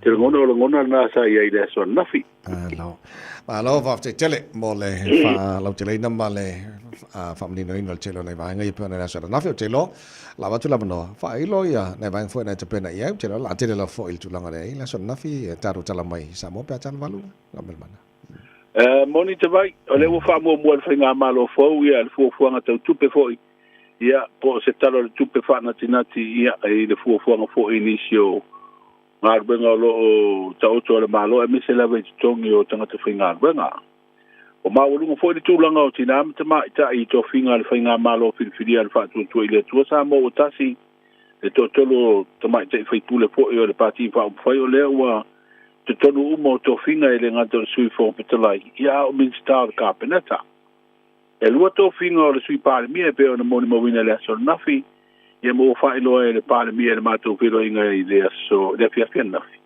o e mana o mia se tula fono e alo ia tulanga fo I sui pare mia to lua le ua whiwhiria le whainga malo mai to ono ia whaipule fo ai to iwa whaipule to whiwhiria o le Fato tu ile tu sa mo tasi le wa to fia nei tonu o le Minstar Cabineta. Ia. O tala o le tu le mai o whainga malo fau, ma le fato tonga i la sonafi, ia. E tau tua fui male o nganga i lo ngā tonu o le nei vai aso ta wai ma le tau sala ma le whaafonga le tunu. Whaafte tele, le tunu male, mai mo mal whaafonga mai o tāru tala o mana o la whaalo tele. E le tau tua le whionga ngal mana e tāru tala mai Samoa pēr tala balu e le tai au. Nei, ai tau tele i whaatu whare nei tai au, o manu ia mali tau le tunu le o ngā tonu nei vai aso. O leo lo wha marusia whautuanga fo o timunga ma mafa, wha pēnā fo i ia na wha marusia mo whautuanga mo lau whanua umaru tātu tunu. O wingo le tau i le so o se vaenga o pate ingo sa vini ma timunga, o lo o ta oto nei lungo le tunu umai au mai au ma timunga a fiai sa moa i nisi o teimi. Vainga le tau i le so i poru ma savai, e au waoa ma timu e to uruwa wasoloai, ma mafa ai pupu i nisi o vaenga, ia mai whata tau sabiri ni sio taimi ia ole tala na tau mo tatu tunu nei so lulu te vai men tau sala ma lo whafte tele tau tua mai tatu ngal wenga nei fo tai fo le whionga le loli hala tatu whelo i las freile pe au lia manu ia whewal nei aso ia manu ia foi fo whanga te vai men tau sala tai lava le whionga ngal mana tu mana bawa tanga vai tipi o tanga vai sio le tatu radio Samoa pia follow te no nei vai ngara nei fo tai fo le ngate le ona wa batu tatu tala follow tele lan tau tua ia tatu tala mai Samoa pe tale tu la e valu e le tai nei te jomo radio Samoa sfali mai tola mo fam ngas fana o nei tai au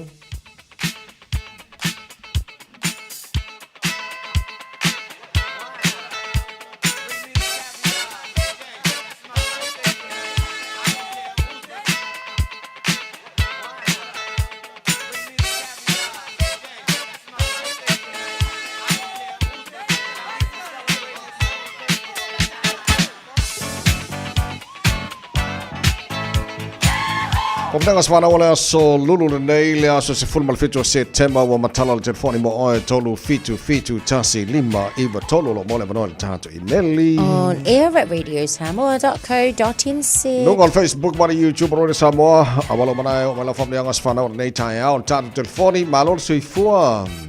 Ia, sei fo manuia i lau ngale li au au sa vai ma.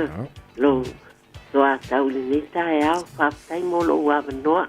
O whamanianga e awatu i rikina matua sia matu e kāle sia ia tau wanga sa ia angate o inai e wandeo ia tina whaapetai i le atua pe ana le sia noa le li ina ia i tātou ia tātou ke le maua le nei fo i aso wa e maua e whaopopo i aso lo so i pua wa warisuma le ono tau sanga ia e ui ai na iei mai o rikinu ia e ia le li o lo maua pelo soi fo malo lo ina lei ia o le tastalo lava a le tātou e kāle sia ia ma tātou paise au ia alofangia e le atua lo soi fo tulu ia maua pea le ola ma le malosi mai i le li e whaawa wina i se au mga luenga o lo pai i le neila lo langi o tātou o iai o lo whaanga e vasi nei ia te au le tina, ia moeana se mauta vita man whanau, ia pāpea o mātou ainga uma,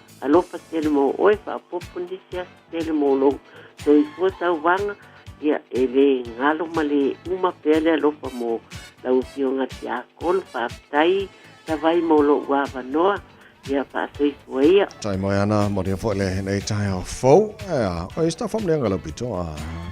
Le io o mai se fa manuanga ta vai. Ia, ala no winga fo mai o tata fam manuanga na mo nei tai au. Ale lei a fa pe o nei lo wasa fa nau. Ai le se o vili mai fa manu ya kalo fa ya oi. Ia lo ma ko fa mo ya ku ya oi. Yeah.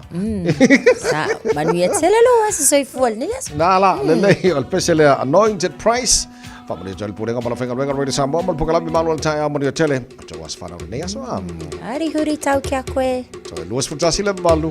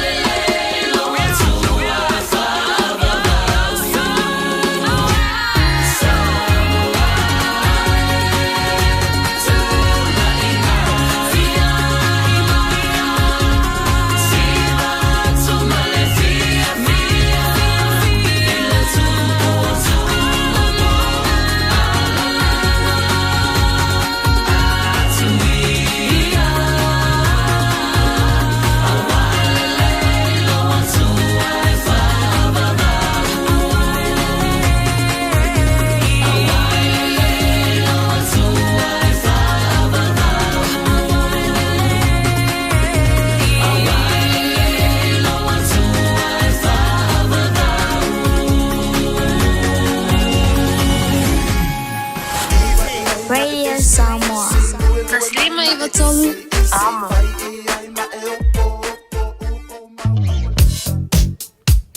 Lo feo lolo lunga o tato wala tele le taimi le nei av tavale Hill Road le anga yatu I nei manu rewa fa solo ato ile ile anga yatu I lunga o tato State Highway 1 ma le State Highway luas fulu o leo lo fai lava sipisi I le taimi le nei o lo maita wata foi I le vale na Highbrook fa pena foi le anga yatu Princess Street o lo fai sipisi le taimi le nei on State Highway 1 Penrose fa pena foi lunga State Highway 1 Ellerslie Panmure Highway leo maita watu time le nei ia wa faisi pisi foi o nisi o vaenga o le folo mai ta watu tu mauta to lunga le State Highways full male ono wa fai le pisi mai I le time le nei le mai ta watu foi nisi o vaenga o le folo mai ta watu Ellis I Mount Wellington I le kakopi o nga tele le ia o le nalo o fai le pisi le traffic le na wa ia le time le nei le va manu kawan Green Lane o le Great South Road mai ta watu ia o le foi wa pisi le time le nei o le taiao ato no tele na vainga I le taimi le nei o isi vainga o le nei e feo lolo mai le taimi le nei se vanga na lava vainga I o failo atu mo oi apta vale tau tuana tau sisia saunga le mu molino nei whanau ia onga nei fo I taimi o le taiao ia tau sisia le saunga le mu lunga le tele tus fulu ono minute o na tale o le tulai valu Talofa lava o au lapi marina, mau belo li tio. I le Radio Samoa tasi lima iwa tolu amo. E fia le moana rental se whailonga antula na whabitoa mole masino se tema o ke topa ma novema. E luse fulu paseni o le apa uma walalo ai le tongi o tavale. Pe a tolu aso pe silia to fo I le umi e te whao ngā I nai. E mawhai ona piki le tavale mai le malewa lele I whaleolo. Po o whangali, whapelo tātou ofisa au tui ala fua. Pe momoli e to fo I le whaletali malo o loo e wha mautu ai. Ai ngā whabitoa. Olo ia tātou insurance cover e te fili mai ai. Ina rei tupu se whalawelawe ai olo iai le puipuinga. Maratuolo yele tātou account I Dusila, bela fo sao fo I le Moana Rentals, e whao ngā I le Pacific Easy, be whao ngā fo I le credit card, e whaatino ai le tongi I nolo sa. Mori si whaamtalanga wala au le Pacific Easy I le ovalu se lau, o tasi ono, po numero masani au kilani o le lua fitu ono fitu iwa fitu wha, po le lua fitu ono fitu iwa valu wha. Matalo sanga e transfer oe I le Moana, be asisi ane le Facebook a le Moana Rentals, po le tātou pengata whailangi o le moanarentals.com. Moana Rentals o laupa anga e taitoloina oe au e malanga asiasi I Samoa. Talofa Samoa, I mawhai na fisosoani atu Dr. Chen pe a whai te awhiele mai suka. Tota mawalunga, le maua se whanau, mai sela, whatunga o, ti ngā le ua po tuli, whaalusi le tino puta, kānesa, ma le tino mangeso. Maua fo I le kulimi fulunifo mo nifo ti ngā, ma toi whaafilesi ai lau mānawa. Tele nisi o loa e fisosoani I lo soifua maloloina. A fio ane loa e va ai Dr. Chen, I le tuatusi lua ono Great South Road, Orahuhu. Telefoni lua fitu ono tolu fitu, extension numero lua. Mana tua e pālota malipoto. O lo suita vale o manochku maa, mai le whae tua mangele mo o tāhuhu. O le sunga e manochku maa, na isi whea mai tangata e toa se funu male ono, mai le pasina mbule masina o mea o le tausinga nei. O stangata e toa le loto maa lofa I tangata. Pālota malipoto, pālota mo manochku maa, mai le whae tua mangele mo o tāhuhu I le pālota le local boards I Aukilani. O le nei whasala launga, ua whatangai na mai le susunga e a manochku maa, tuatu si se funu valu Masters Place Favona.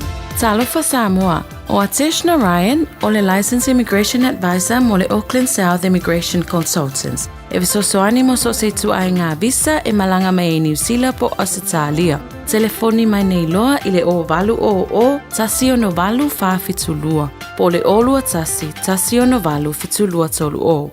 Where Samoa Solima Eva Tolu a mo malo fa tele tunu ulau mai mo malo fa fonga nei vai ngole tai au wa to se fulu ma tolu minuto lo tole talo le tula e valu o tala mai Samoa pe tana valu le tai nei fa na tula tunu lo fanga solo fanga balota local elections lo fanga solo ta wolfa yo la balota fa mole ma wol tele ne suisa a we mal tara po kala me ile neva yaso o lo fa manatu mo ta to tanga Samoa ma Pacifica fai lo balota ia mo la to na silfia sui umalava ta mo local boards I tono lopi tonu fa pena fo ma to pino I sifo o sui lo ta mo le pulenu ia ma vaenga uma o le local elections lo fanga solo mana tuani la to lo palota if you time at time out ngam mana ia fa lo fo ta ma lo fa just mal nei ta fo yeah Fatalo Fatu nei tai au. Good morning and welcome to the show, Laususunga Manoj Kumar. It's a pleasure having you on the show with us this morning. Yeah, thank you. It's a pleasure. Pleasure is mine. I mean, yeah, thank you for being here. It's really my pleasure. Awesome. Tell us a bit about yourself and, as well as our viewers and our listeners this morning. My name is Manoj Kumar, as you know, and I'm from India. My ethnicity is Indian. My degree is in law. I practiced law for about 10 years before coming to India, before coming to New Zealand. And then when I came here, I started with the transport industry. And now I'm an interpreter. So I'm working with the AUT, Waitemata District Health Board, which is North Shore Hospitals, and Waitakere Hospital. I work with police. I worked in the courts. So different people I'm working with. Apart from that, it's been 18 years. I worked as a union leader in Tramways Union in the bus industry, and we worked for the better conditions of the bus drivers. And I don't know whether you know or not, but the New Zealand bus drivers have got the best working conditions, including the wages.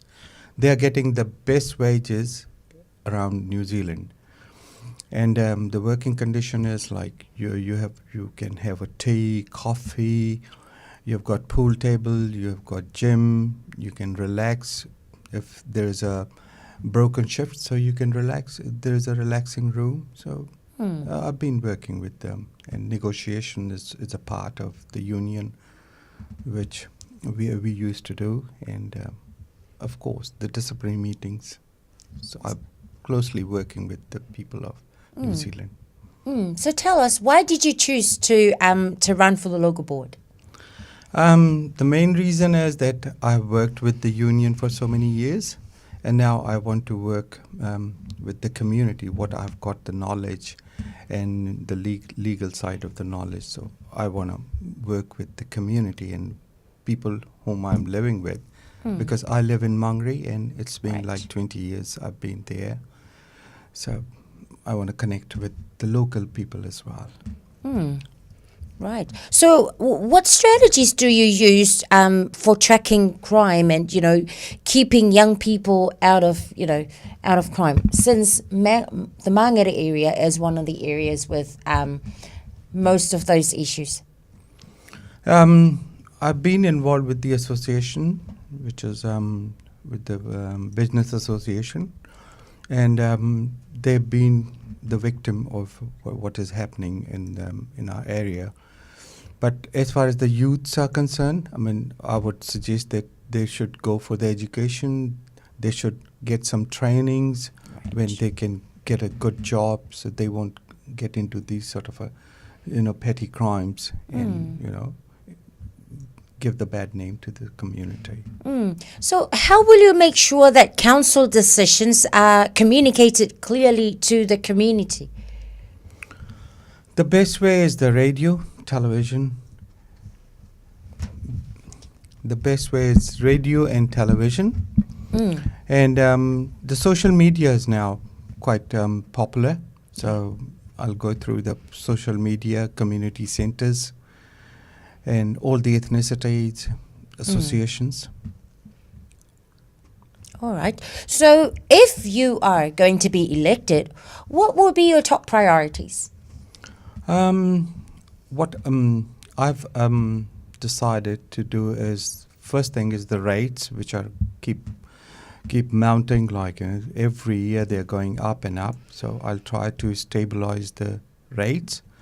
Number two is the people who are living in on the streets, they need some shelter. Right. Everyone has got a right to live with respect and dignity, and so they are also. And the other thing is the grounds, the playgrounds.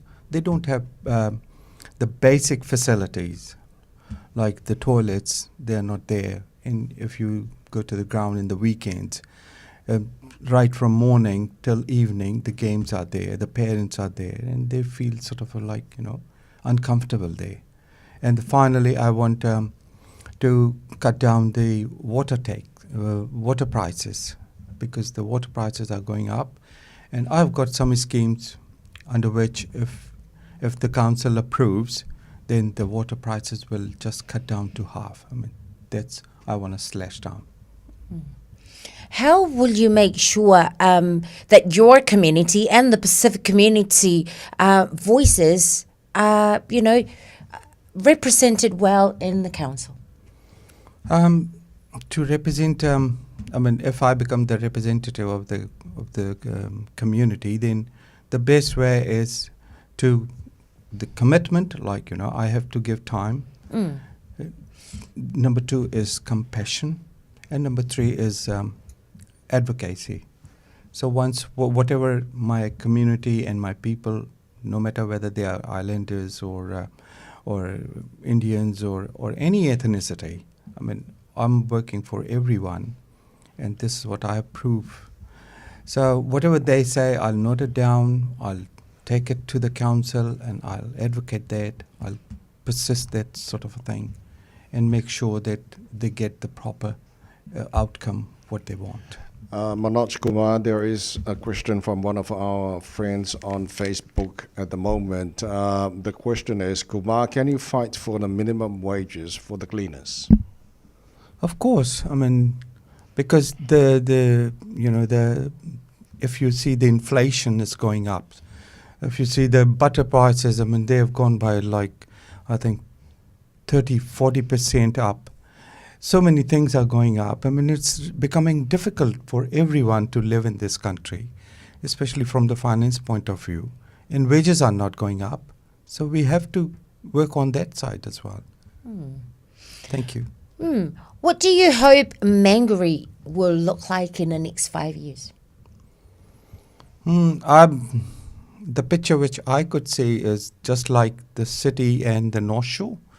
It needs to be looked like that. How the cleanness and all the facilities which they have got, we should also get the same. We are living in the same country. We are paying the same tax. Why we are deprived of the other conditions? Right, Kumar, do you have any last words for our viewers and our listeners this morning before we let you go? I would say that please vote. Please do not sit at home. Yes. Just get up. Get the envelope from your letterbox, because till date, most of them, 80% people haven't voted yet. So please get up. Take the envelope. Tick for me as well. There are 7 ticks you have to do for Manukau and Otahu Ward. I'm one of the candidates. So tick and please just put it in the letterbox. Thank you very much.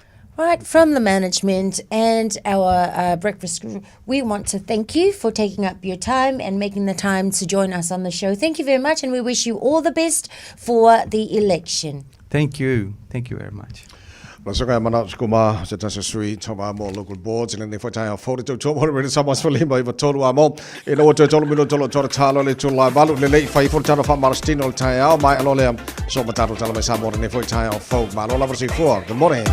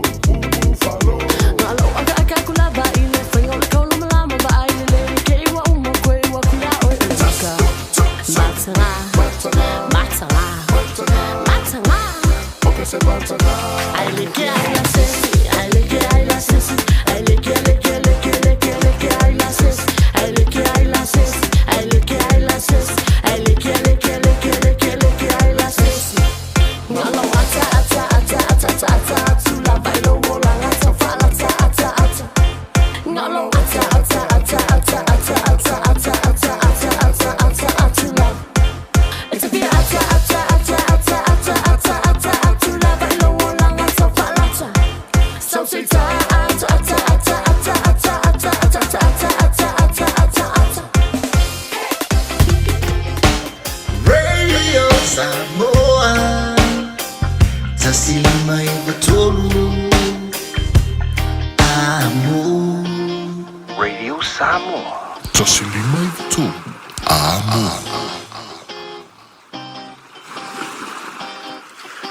O mawhai ona awina atu talafou mai Samoa. Ona o le lango mai ale ofisa malanga o le Ades Travel. Telefoni o iwa, tolu iwa, lua o, faselau. Tolu iwa, lua o, faselau. O te toi whatalofo e lo tātou utunu i le reia so fou, o tātou mafuta usi mai alau whaafonga. E le ino fua i le whainga malo fou le tuana i aioni i tū la talu na mai a whaatau tō. Le paia inga fou se fulu valmo le pāle mene me whaatau tō ai foi. Le pāle mia ma min star le kāpeneta. I le tapena i loa o se fuafuanga tau tupe whaana tinati. A wātu tongi o tangata whai ngā luenga le malo maisi ngā luenga o loo mana o mia vave ai. Ni se leni. E pe ona si le fiua mafua le tūlanga. Ona ele o iai se talo le tupe masani wha le tausanga. Ona sa te ena le fuafuanga le talo le tupe. A le whai ngā malo ua mai a lo lato taimi. O le ulua i wheloa inga atu stala ma le au whaasara lau lea solua na nafi lea i Samoa. Ma le fionga i le pāle mia. Susunga la audi e le mali atoa le ua tea polata i Valfosi Smith. Na ia wha ilo ai o le so le solulu lea i lo tātu utanuu. O le apasi ai se fuafuanga tau tupe whana tinati. Po se emergency budget. Wa uma na wheloa i whaurulunga o mtanga luenga le malo e limas furulua ma le malo filfilia ai le i whaatautoina i le so. O inana matanta pena mai le la fua i le peilautusi a ol kapeneta kai nane le mtanga luenga o tupe ia ma le mtanga luenga o le vaifafo ma lato uma ngafa ma le tapenanga o me tau tupe e tau mai le tatou malo i tutonu. O lipo tia mai tu e tasir vai aso le tu toe ia ona papa urole o le lau mo tu tongi o tangata whainga luenga. Tato lusu 5% lenta pena mai le budget ina ua le pasia le tato budget. O lo lava isi tu tino i tu langa lava o lo fasolo ia tina e wha au mea. A le mea le urgent i le taimile nei ia o tu tongi o tangata whainga luenga. O mafua ma ua foi ele o mawhaina tutongi o taimi le taimi nei. Ma ua umana ave le whatonunga i le sol mtanga luenga o tupe. E te tau na tātou ngā ioilo i tūlanga masani. O le kātou whanga ingo ino le tātou tala le tupe le emergency budget. Tātou te whanga ina le tasi o lima i lalo le whaavai le malo. E ta pena i se paketi i to tonu le tolus fuwaso. O mawhoina ave le whatonunga ta pena i a lava. E le to e manao mia le me lea o le umo le tolu suru aso atu e whape mai vo i to extend le ai. A wavel tu a lalo le mtanga luengo tupe ma la to wolo ngafa ma le whaso so ino tatou tupe. Ta pena le tatou 105 po le tulafono le mawhai ai o na pasi i le fionga i le au mamalu le malo i lalo le fautuanga le kapeneta e mawhai ai o na whaanga i o i le tatou malo i tonu le tolu suru aso. Malfa moe moe on taupu le pasi le so taiao.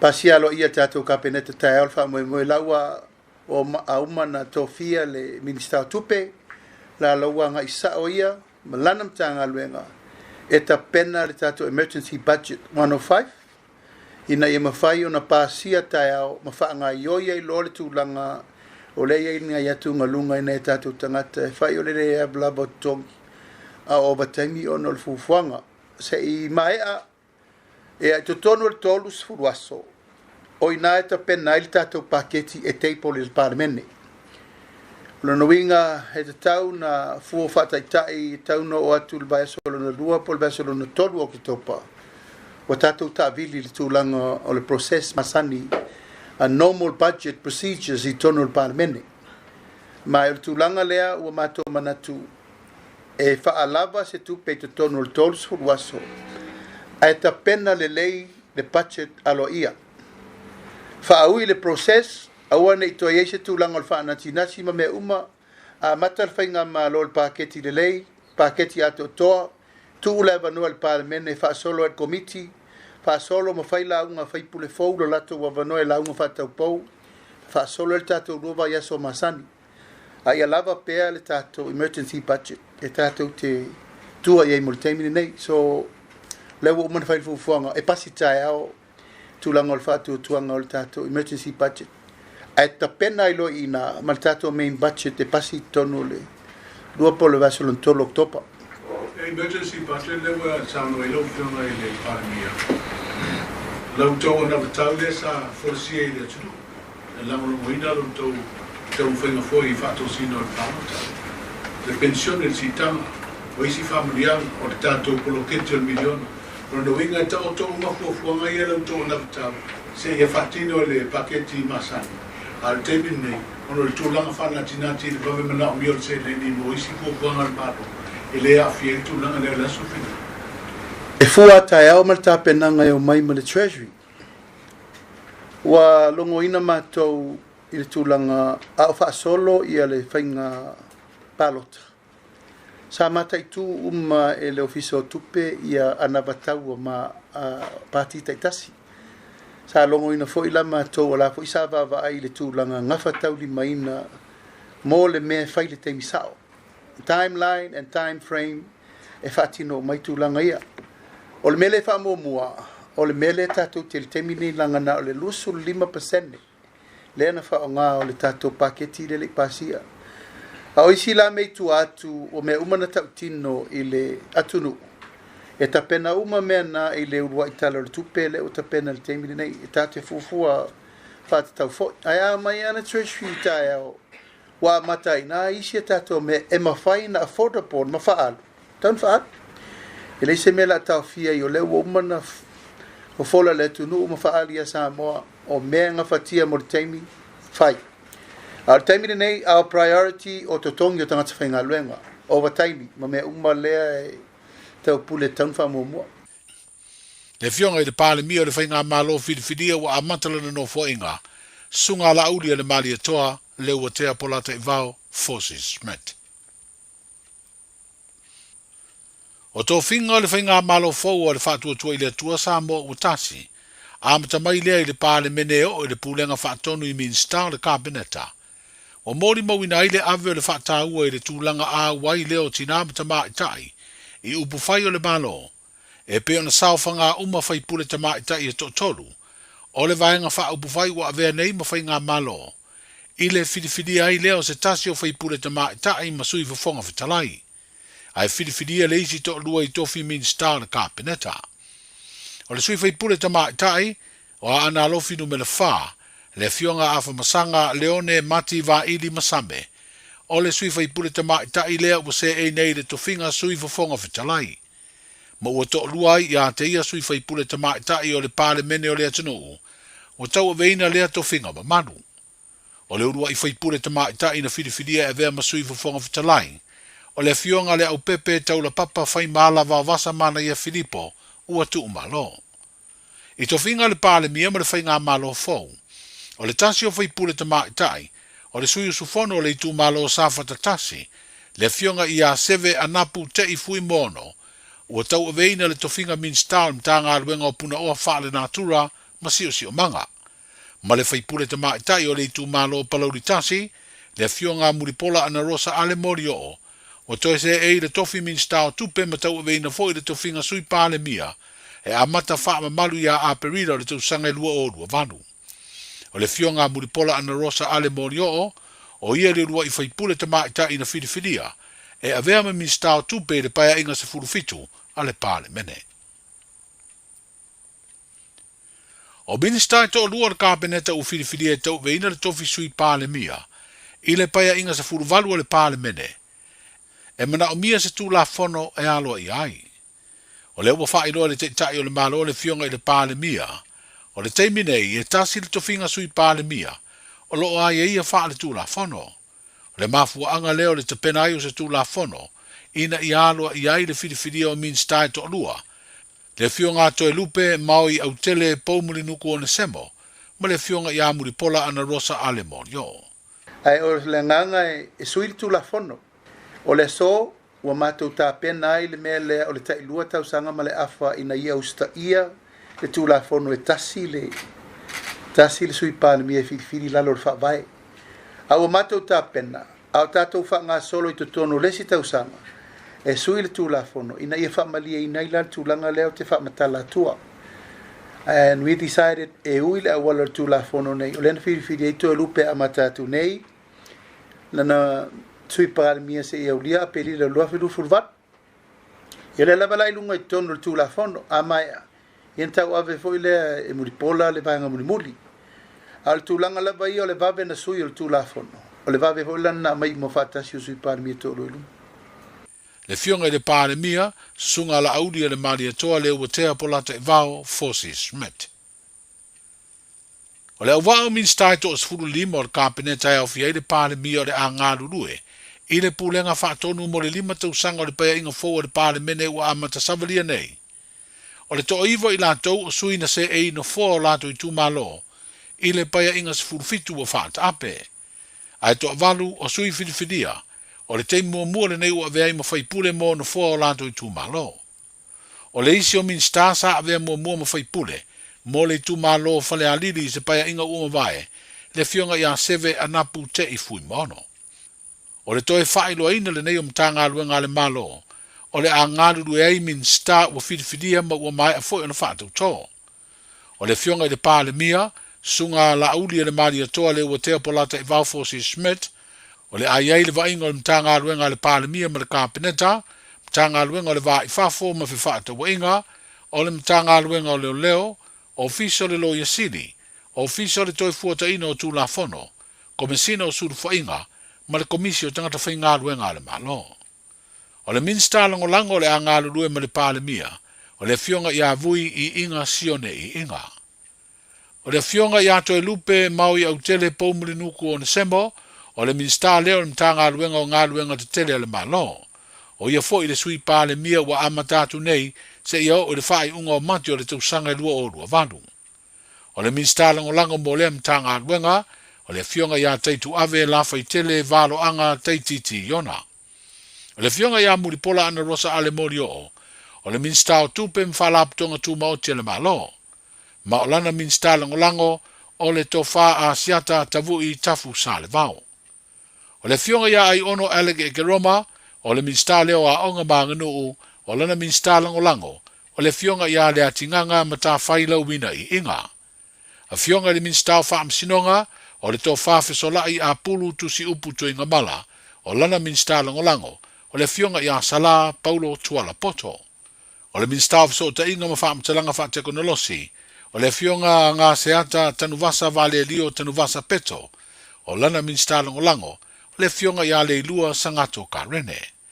O le tofa ia masina lupe le atu vau makesi pisi, o le minsta leo le ofiso tute, o lana minsta lango lango le tofa ia la vea Solomona Paulo. O le fionga ia seve anapu te i fui mono, o le minsta mtanga ruenga puna o wha le natura masio sio manga, o lana minsta lango lango, o le fionga ia taufua Edmund taufua. O le fionga ia fui mono Tito Asafo, o le minsta leo wha atoanga ma whainga whaiva, o lana minsta lango lango, o le fionga ia aio lupotea misa Tony aio lupo. I le mtanga luenga whanua ma ele o le fionga ia fo isala lilo tu u yoane, o le minsta lango lango mo le mtanga luenga le fionga ia tea to ala peato. O le tofa ia se ua muri le tu unga fasi toma, o le minsta mtanga luenga o ta longa malanga o mo le fio tangata. O lana minsta lango lango o le tofa ia fiu, fa o le tane poni fasi o vasa. O le fionga ia moe fa ua wo Julius a kui ta funai, o le minsta leo mtanga luenga o tina mtama tai, a tina e o fio anga manga fiso tai. O lana minsta lango lango, o le fionga ia telefono David Hunter. O le tofa ia fata Ryan Schuster, o le minsta o tangata ta fau, ma le mtanga luenga o ala manuia pisinisi maleipa. O lana minsta lango lango, o le fionga ia amitua na i malolo tautofi Roma. O le minsta o le soifua maloloina, o le tofa vaa wao salu malo o lo fipo, o lana minsta lango lango, o le tofa ia ale vena ale. Ile ma le minsta o tupe maua ma le ofisa o le sui tu Sicilia le malo, O le fionga ia paunga te o matavu I tala le paunga e lea I se minstalango lango. Tala I o le nei aso, saifua. Talofa, we're the Katinas. Talofa, this is Pat Lam. Talofa lava o au lapi marina. Mau pelo li tio. I le Radio Samoa tasi lima iwa tolu amo.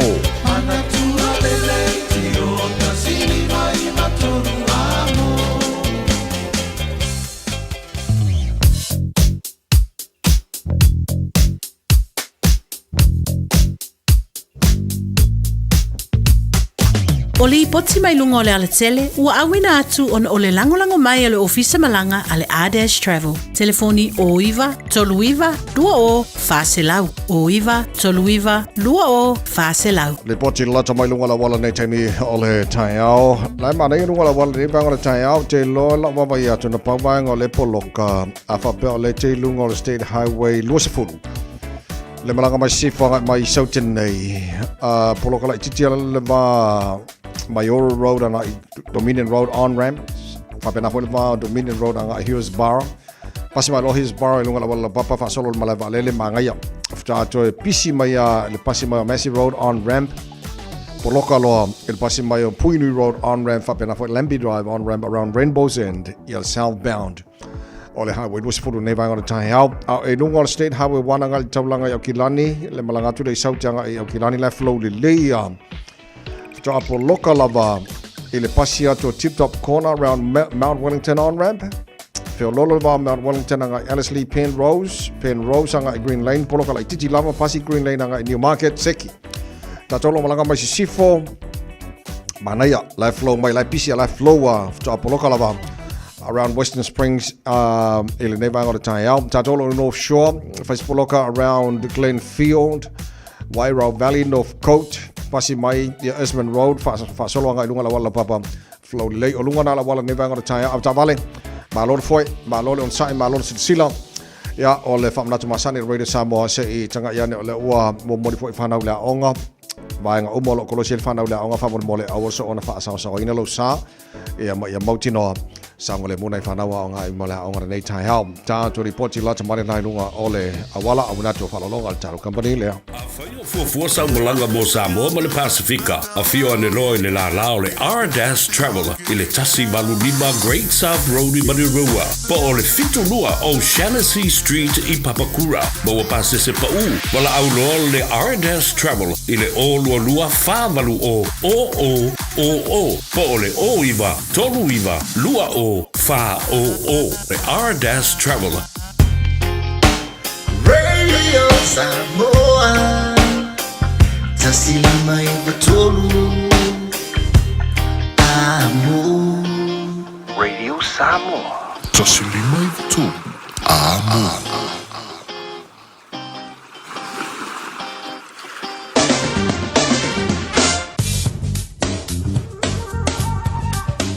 O le tala i le tau I aso taitasi uma whai ona awina atu ona o le langolango mai le whale whai nifo o le All Dentures. Wai ngala tamai le tala le tauni nei vanga le tai awa vai atu Samoa usia le lua se fulu ma le wha degree Celsius mo runga le vevela wa te aleiva I Samoa nei vanga le tai au e tu mauinga o le tau e ele taime pa oi timo e whale taime langi le tau Samoa pe ona whamawina la vai tau nei vanga le tai au lua se fulu varu anga lua se malaiva degree Celsius o le mo runga na e o ile vela le Samoa e le so lua se fulu ma le lima e lona maualalo Paanga umalawa le taro pakalame so sabainga Samoa whapena foi Amerika Samoa lo taro whatasi nei tai au good morning kia ora from Tamaki Makoto no whanga whasalonga Radio Samoa malo lava si fua whaptaili nei amano taro sitwhai ma taro whelo iai i le pakalame malo le tai au taro whawaili tulanga i le tau I Australia good day mate malo si fua maria Paanga umal taro pakalame so sabainga Australia le la moi Canberra fitolo i le malo lo nei vanga le tai au o le asulu mata ngo file la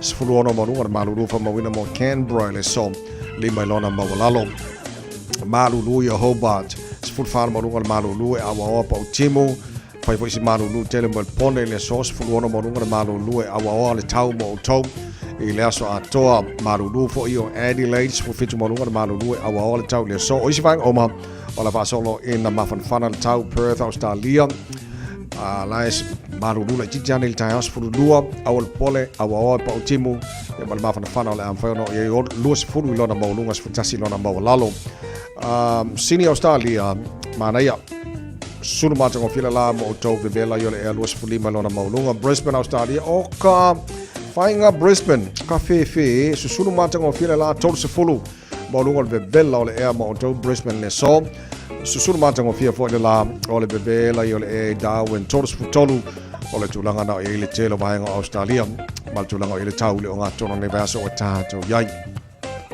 se mal talo no fanga fasalanga radio Samoa tama ki makauro o kilani sfur falo ye malu lo ne vanga ta ba ya tu ne manaya langi le mari tau ne vanga ta yao o binga na tau mo o kilani awa ni so taimi langi le sfur falo mo lo malu e fa mo o kilani e le nei fo yaso sfur tolu lo na mawalalo ta yao pe audio la fasono awa pa o timo ni so taimi sfur fitu mo lo malu lo ta yao o binga on tu la sfur raile awa fo pa o timo fasono awa langi le so to na e awa pa uti mula sa pa uti mula so fu mala so luar bayaso o lu mana ya tu fa mabongo o mana o tu na mala vai tau ile nei foi taimi ole tai au a faia mo mia ne utai ni fa pi ole tali ole o dentures e fa pitola ma tau au nanga I so se tu ai ngani fa pi e a fiaile plastic male metal dentures Talia wins quotes male afterpay e le aise tutongio fatal noanga. Wala au mai loa le o dentures I o tahu. O iwa, lua li maiva fa fatas tasi. Papato toi le o iwa, lua fitu, lua tol, po pemioa I le o iwa, lima lua fitu lima. Ta to tala mai sa mola to fasala wina mo pe tale tula se fulu mo le lua le o le so mar fitu po ana nei fa ta fitu ta tala mai sa mo ni va ya so le ta le valu le tai awa fa fonga wo fa longo wo se fia wo lo o mena li ptiolo tupu sa mo ile nei foi tai o fo o le atoanga atolena o filinga le fionga le palmia o ta to malo ia ma lana awa o minsta long langa o ma le kapeneta ia la nga lu fa tasi o fa fo ino sa mo mo si lima to sanga o lo manai ia o le na ua e silfia le nei foi tai o fo ia na tasi le mai nga o ma ua e ma nei fo ia feeling fo le fionga le palmia o filfili o sui palmia lua tala no sui palmia lua even though le mana miel tu la fono alo il vanga le Samoa a New Zealand e na o pale mai fenga malo le nei e lua sui palmia na filfilia va va samana Winston Peters na sui palmia le term mua al fenga malo le coalition government le National New Zealand First Man Act term muli le o sui palmia ia David Seymour so la o fata selam tu la fono par menela to ia New Zealand ia pelan fa fonga tu la fonga par mia ia la pena ia se va ngol tu la fono e alo ia fa tu la fono ia le lu o sui par mia ia pe ona yai so mana ia foi ele vava ia tu ia wa o swinga le o o swinga fo ai le ia o swinga na to on ta tu spa ia malanga fa tai ai OJ law e la fa no longo tu le lo ia o mala fa fonga la fa no longo ena ua mai o na fonga ina le fonga le palmia ia lana au waa o Minster ka peneta fa pena fo Minster longa lango na ia saunoa o feelinga ia na tusia au ila tino matatalo ai ile tua ena ia fatanu ina mon fenga malo ia pena ia fenga malo al fast o pa mai ia lele tia ia malia ma ia mruia le fa ina fo le tino ele lima to sango lo manai tato uma e marambia ia tato de talo mol tato fenga malo ia fa pena ona te tai le tua le folonga ia mai malia faiva le fionga le palmia ia mal fenga malo pona ia le ngata lea o le tua ngai foi lan tomo sui uma le palmene o te tai uma na tu si au isa mo mo lan fenga palota o le dua fe lua se fulu ma le lima to tomo already samos folima e wa tolu amo e na o lua se fulu ma fa o te anele tu la valu se ma fa fonga ta to mo fa samo ne fo i tai au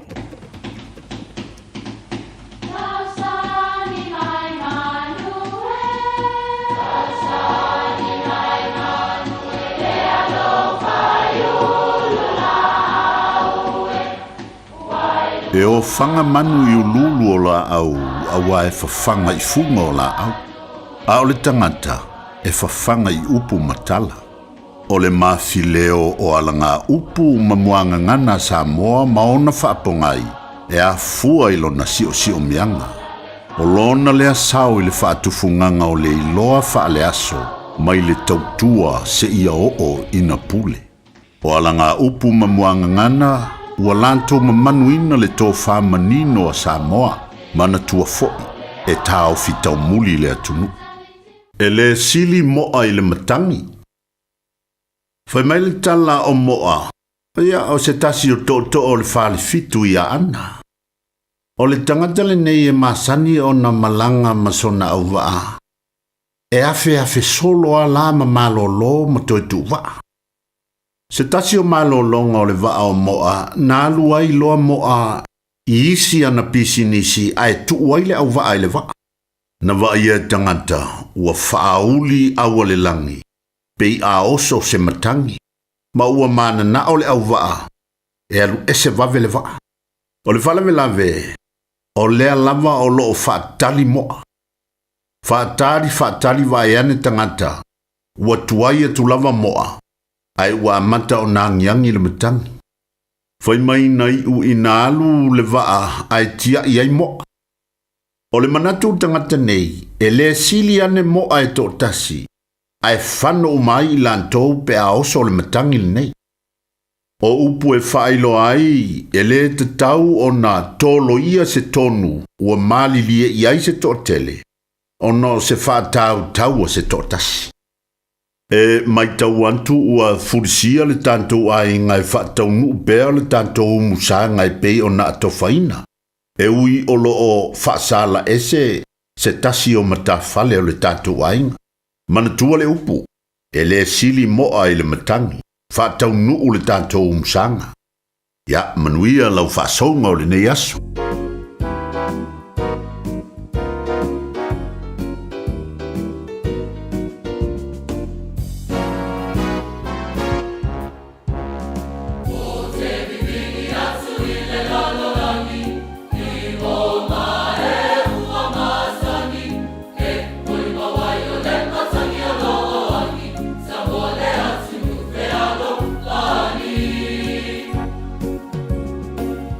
Baby,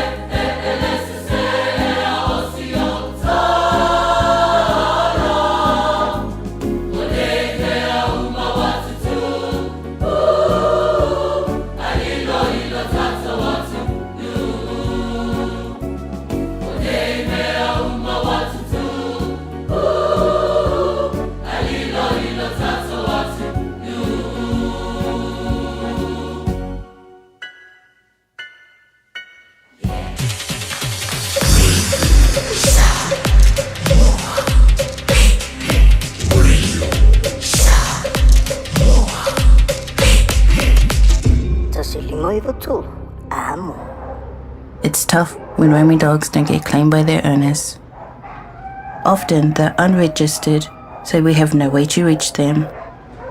He doesn't deserve it. He just wants to go home. He never should have been allowed out on his own. If you own a dog, make sure it doesn't roam and make sure it's registered. For you, your dog and your neighbours.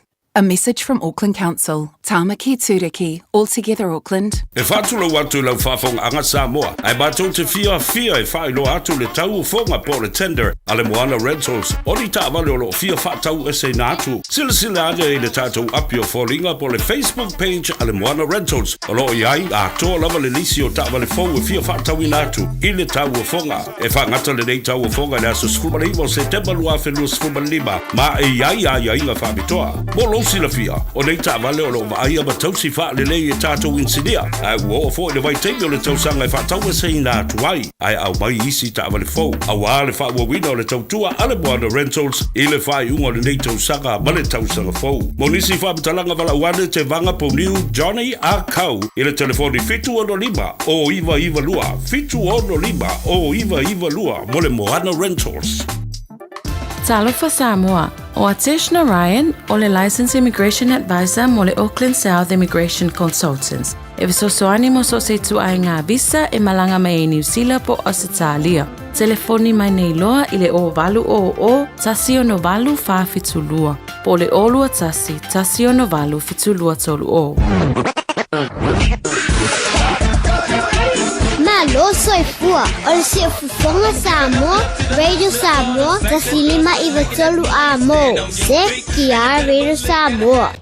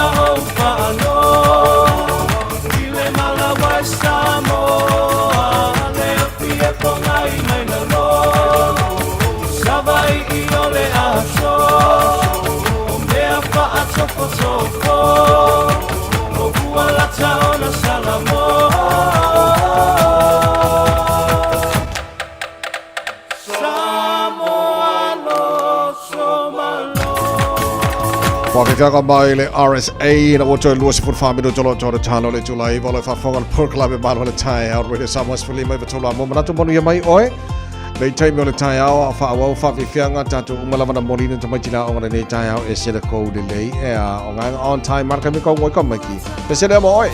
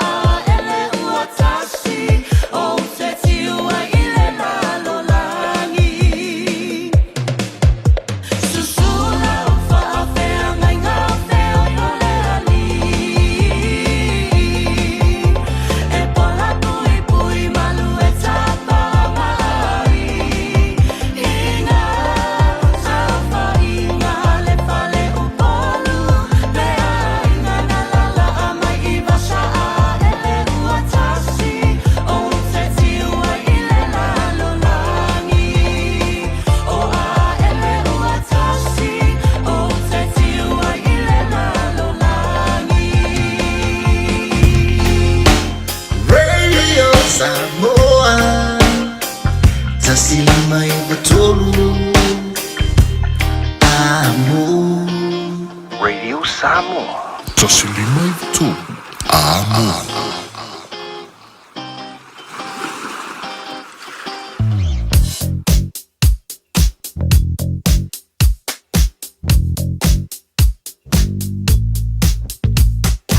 O le ipoti mai lunga o le ala tele, ua awina atu on o le langolango mai o le ofisa malanga a le A-Dash Travel. Telefoni o iwa, tolu iwa, lua o, faselau. O iwa, tolu iwa, lua o, faselau. Le poti fai umanunga la wala nei fo tai o malonga tonu vai so tantu iai to pauga mai ngola wala le mumu mai lo winga lai po loka nei tai mo tai o tatu lo malanga mai sifo.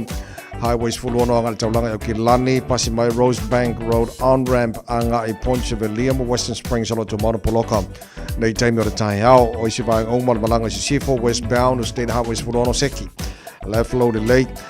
Southbound State Highway Luse Fulu, Poloka lai titi lava, le pasi mai Massey Road on-ramp, pa le Poloka ia o le pasi mai Lambie Drive on-ramp around Rainbow's End. Vanga Poloka na nei vanga le tai hao o lo tumono Poloka I Mount Wellington on-ramp anga I Ellerslie Penrose mo tātou malanga tu nei Sauteng anga taulanga I Kilani fa penafo na Poloka around Albany solo mai ai Glenfield Wairau Valley mo malanga mai North Shore anga taulanga I Kilani te pauna vanga no Poloka isi vanga mana wala lo solo ngana lem sanga ne mo ile nei vanga ole tai hao after vale ole fa na tuma sane o taro klame Saunga de mo oilo aveina ta vale saunga de mo pasese lo tono ta vale lo e aveina mar saunga de mo so sta vale so sa vanga na vale ono fe malanga ingora ne yaso oro yo hao a faio fu sa malanga mo sa mo le Pacifica a fio ne loi le la le R-Dash Travel ile tasi valu lima Great South Road I Marirua po ole fitu lua o Shaughnessy Street I Papakura mo pasese pa u wala au lo le R-Dash Travel ile o lua fa valu o po ole o iva tolu iva, lua o, fa o, the R-Dash Travel.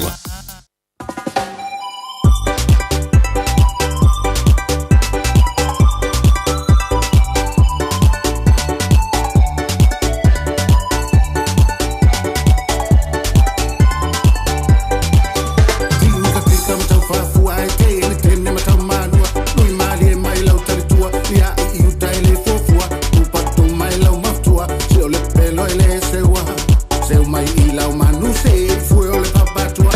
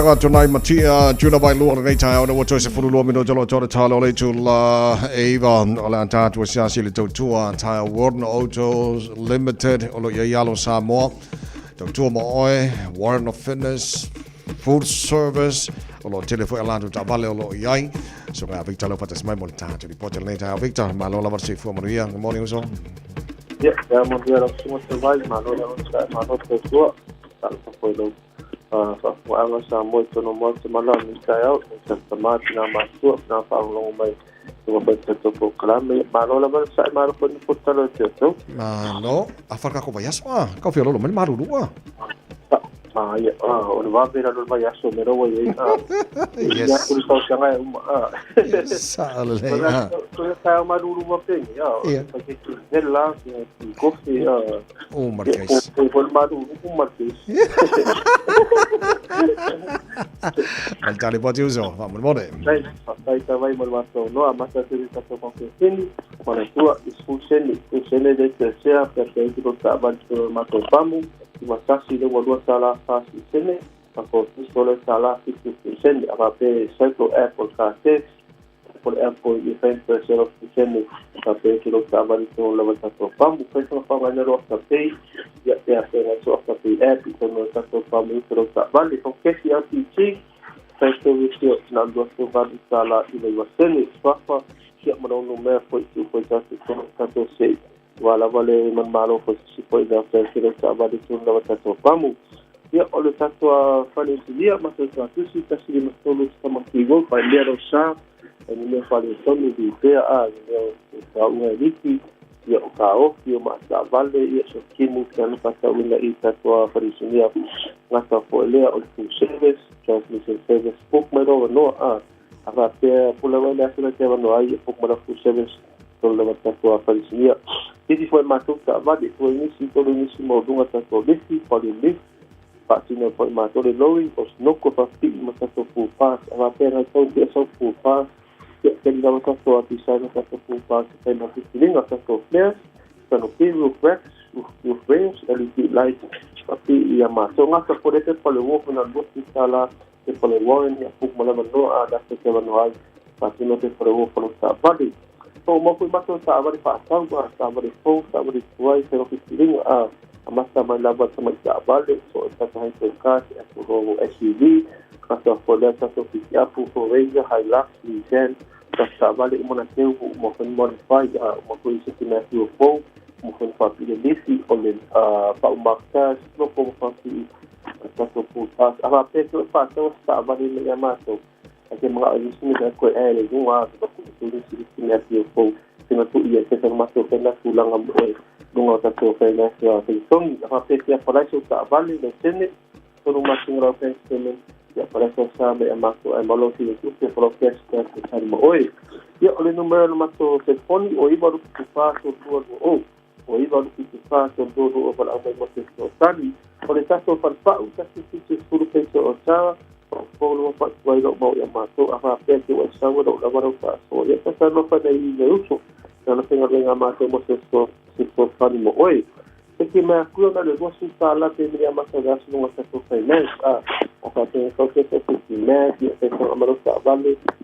Kapital kita finance yang masuk amas sama 5 Pak saya buat cuma 2 itu nggak mau satu kawan lah kok sesuatu saya kan silang mau ibat pada saya lebih tinggi ya apa cewek Asia yang sekilas macam CI itu tadi saya cakap itu aku sekilas dua adalah kita sekilas pun kalau lewat satu kapal Pak Farouk tak boleh Pak Fufa ya tidak lain dan tak tidak tinggal ya pukul mana jadi semua pasti lalu lain memang Pak Makas pasti tolpik waktu sekian nama mau masuk apa pikir mengajar dia mau jadi tidak kamar yang beramal mereka telefon baru fikasi solusi baru fikasi solusi ya fikasi solusi itu page tahu sampai kaptai pada masuk nota imadia saya masuk detail semua memang dia pakai dah Victor Fafta mo report ni so many 45 ni so to fit to jolo talo le tulla Eva Olo fa fo to to with someone's for my tolo mo telefon ka talaiva ile tao nei Fia lama fa fo man nei va on the town tono lo monto tono ta vale tono fa fainga wenga mai mo mai lunga Facebook YouTube Radio Samoa lo fatu te oe pesele Sapphire e Sarah. Tu salama. Tinga. Peangi malosi fisana e ulama le malu e lunga o ia soleanga e be o tala i le tawa i tonga e lolongo Samoa e be o upu ua fai faale anga hailo uingoa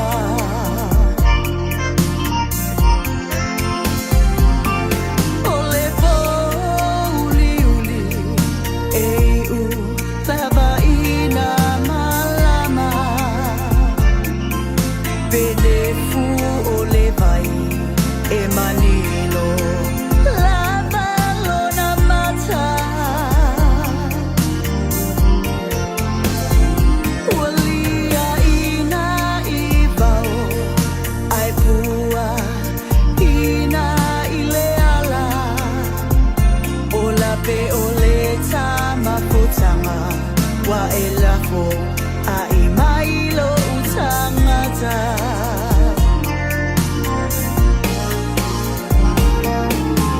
tu sabe tima tu sabe falumaina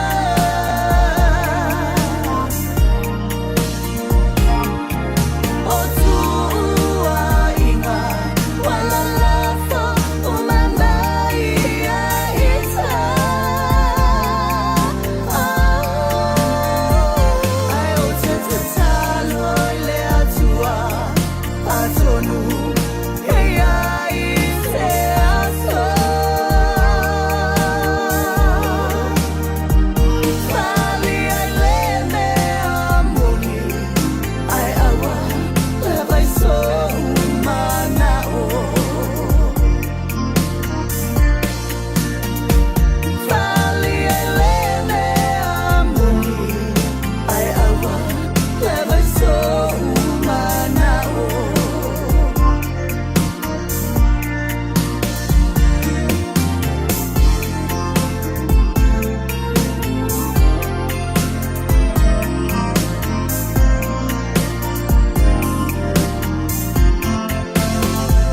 ma tui tui ma ona na o io utotonga le taimi o le sawaina aloai malota polonga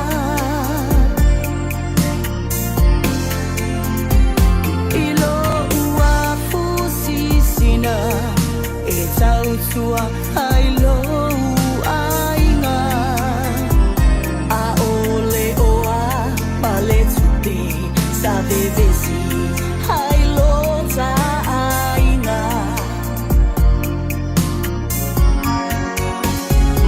ele ngalo le anganga saimi ole sauanga o upu matala na lalafo aina i ulaba ilu toto wa masaa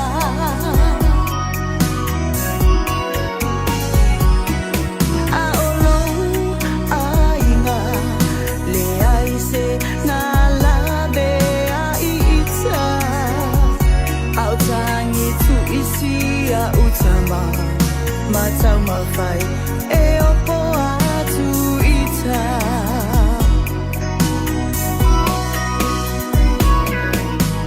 e loa inga ia toa mamalupea ole tai o upu matala wala lafo alolofa pa amanga lo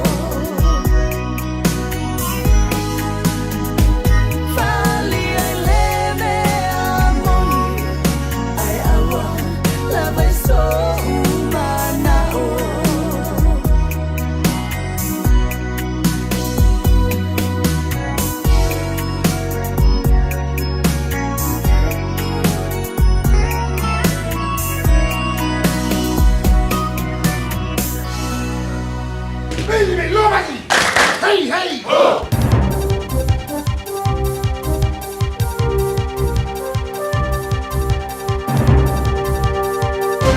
Tau Maria, o sa vainga lenei telefon mo ni tau mai a tero New Zealand. Lenei sa lulus fulfitu se tema, wa fembre lu furima, fa funga mai am. O tau fia na maro mo ste mile tu mau ini so vai tamanga fa va malo e piona mara ia New Zealand nei. Ono ni fam talanga tangata ia ni fa salanga mo ai fa tu vivesi. Ai po sa wanga ia mionga fa ngari sa la tu vai tamai na mai tu no fa fo. O le tūla whono tau whaofi to e teu vai tamanga, the Adoption Amendment Bill, wa whola sia I lalo tau urumanga whaana nate. O la tauwhi ai vai tamanga I tunu whafo e reisi saunga re mū, e peo nā lo I lalo ni ngā sesenga o si tseni, ma whemalanga I ngani sila. E se mata aupu pitolo ta mai sa whasala lawina, o si teini titi sa vai tama mai sa ave ele visa no whailona ainga fau I ni sila. E ulava o le ainga sa suina leo leo, I le fela awa ia whasau tula whono tangata po le people trafficking. Sa maua e tangata whaingaru nga whapitoa mo ainga po social workers, masuia o fisa I ni mta uponi tamaiti sa whapolonga ina I le whaione whea au te tono ainga. I ainga sa whaia mai, ni vai tamanga, e lato te awe ina tu tongi mai I tupolanga televon. Ma mātua e lato te vai tamaina mai tamaiti e o tulawa I le taitoa se fulu. I suasuenga na matanga ruenga o business mga ruenga sa ta wai. O tamaiti matupulanga maru tu euru whare mai New Zealand ine vai tamanga I le moni. E maurunga te tūlanga I lamatia I sa wanga I a mionga whaungali. Whapolonga ina e whaia whiau. Matiu te tono ainga. Whapemali poti sa wanga paitino. Whatala le iai, ma vau ia mai le awa I ao onga. Ini whamatalanga sa tu ina atu I minister sa lapata iai le lau tele o le whawhitauli. Ma fianga mo I lato e whaingofie o na whavalea e o iai. O se tasi o mata apu sa taula ia lele Jody Sila, o se teina talavo e nā sumal tōtou sanga sa ia longo le matanga luenga o tamaiti. Sa tau sia o ia wapeo se polonga ma se tei whau. I le tosu malirimo manua, I lona tino. O mātua sa la vai tamaina mai sa whasaleina I sa wanga, ma whasala I le whatapui, a e le whasaleina I le whela ua ia whasotula whono o tamaiti. I le whorofaleino le swinga, sa whaari ai le tamaitai minister alongolango o whamasnonga Nicole McKee. O whamasnonga I tunu I whafo e iruina vai tamanga mai se ainga New Zealand nei. I le masa ni ana sao fia ni whamaumongo sori ngā tula whono o mātua, ai po whamaumonga mo puipuingo tamaiti New Zealand nei. Ma ia whaia ai se whate te inga ia Joseph Aunga Mātamata. Le sa whasala e sutas tau sanga e whatpuipui le luafe marilu se folu. Sa iaini ona whasalanga mua mua e whatu bevesi, e le teimi sa ia vai tama mai ei tamaiti to tonu mai sa moa. Le sa ia ave I tuare tamaiti te sfuluro tau sanga ma lea onga, ma whaatanga whainga, ma whaalafi, ia na whainga ino na whaalia, o ia toi whafo I atu lea tamaiti ti le tunum. E whai tau sanga o whaima loka lea tamaiti ti mwhaapolonga I whea o e whai le whale, ave whawhainga runga le whaatoanga toi masani, o na le whaia entong fitinga whafo mai. O isi tamai te tōlua sa susura e se ina wafe e lunga le pā maulunga e si o mea le whale I le vai ruanga o le pō. E si lia ma le whasful pasene o tangata sa pālota ua manatu e re tau ia New Zealand o nā mara ia se stete whaavaina o tangata Palestina. E pio na mawai I se whaaringo langona muli nei a le lei tio New Zealand, le Radio New Zealand Read Research. O le asionga fua sa whaiei se whai unga le kāpeneta I fōfuanga whasua mālo, I se tūlanga o tuwai winga I se stete, ai o lo nofo pōngi sa pēra tunu po o lea whai unga. O le whaaringa o langona muli nei sa sue ai le whaalongona o tangata I le amara I o se stete, ma le taliato le malo I le tawai gasa, I se whaalongona lau tele. Sa whesiringi ai le awhi o tangata pālota, pēra tau ia New Zealand o nā amara I o se stete o Palestina. Ma whailo ai o le whasfulurua te simali 5% sa alato I o ina. Lufururua te simali 10% sa taria le ai. Tosu malirima te simari 5% za whalia e la tau te le iloina. O whaeloa ai fo I le wharingola ngona o le tosu tas te simari 10% wa la tau whalia. O se tūlanga le I le sao. Tosu 10% e la tau te le iloina. Ma le se fulu te simari 2% sa la tau whalia. E te tau le malo o na tele atu se langola ngoina o Israelu. E te samare ruas furu afe tangata sa wavali le taulanga o kilari le stonai e tā pai le malo e ati le whaia ni whasalanga ia Israelu. O le whaiunga na malo New Zealand i le mata upo le forfolaina le minsta o le vai whafo New Zealand wa wasa mane o Winston Peters i New Yorka i le vasfo i le tuwa fianga o malo fatasi. O whirwhilia le malo e se kulupo e tō valu mo le o foina fautuanga e tusai mo fautuanga mai le soenga. A le komisa le malo i sa wanga le malo ma e ka le sia po le Abuse in Care Royal Commission of Inquiry. O le kulupo le ata ia e alana rua kere. Le olo a vea mata iulu o le no whanga o le tuiora. Le ofisa maoni mo tautua i soifu malo loina ma tautua lau tele le i tulangi o Taranaki. O isi sui o le kulupo lo a fiai ma le tina le fionga ia moe a Pulu Francis Tangaloa. Le sa whaola tia mai sa wanga le tautua le kare si kakoriko. O ia le lua i tangata sa whaola tia mai sa wanga i nia mionga whao ngari au lai titi.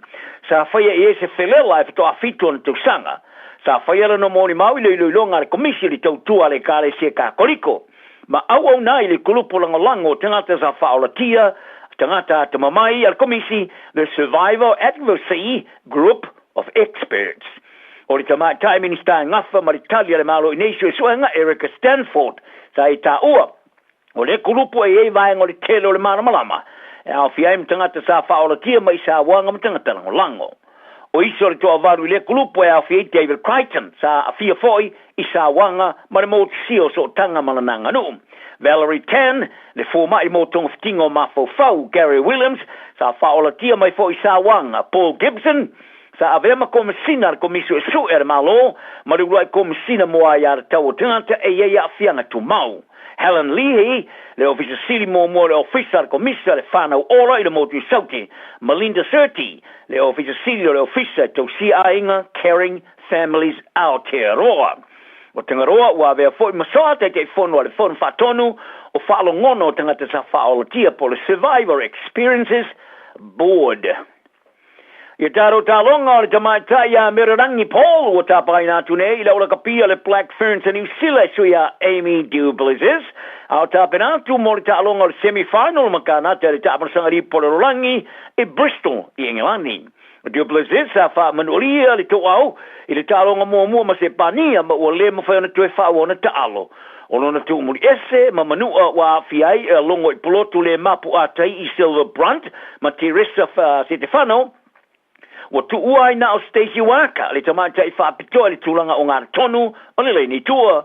Ai o Paul em whaona taalo i tulanga ese le leini tua o le sosani e tautu ma iere whaafitauli o Stefano.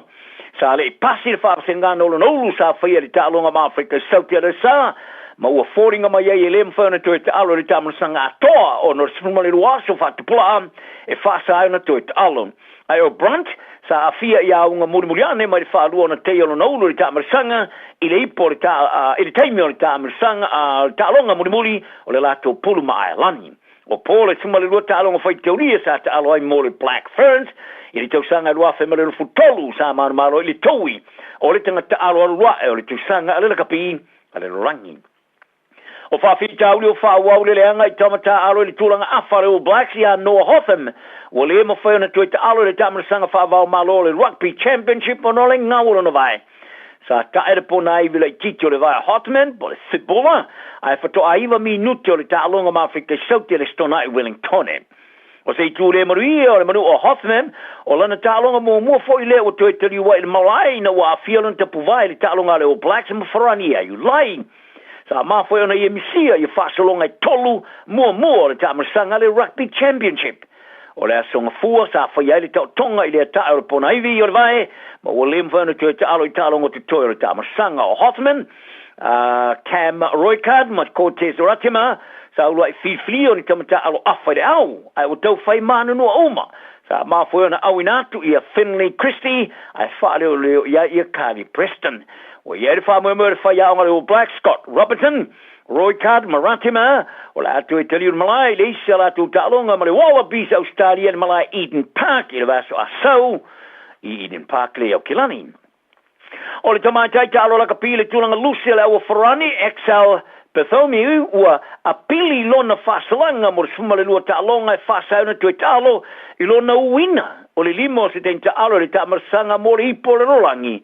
Sa te utilo e Bartholomew i a lona uina o Ifa Wafer o le awa Ireland i le ta'alonga le quarter final i Exeter ua ia toe apili fo'i le tele o le umi tele o le fa'asalanga le eti somare ono masina le umi o le kapiteni Ferrani ia mana feleu ua fa'asala fo'i i le mawhana toe ta'alo le ta'amasanga atoa ona sana po e fa'asala tulafono ai o lo apili fo'i le fa'asalanga e tolu ta'alonga.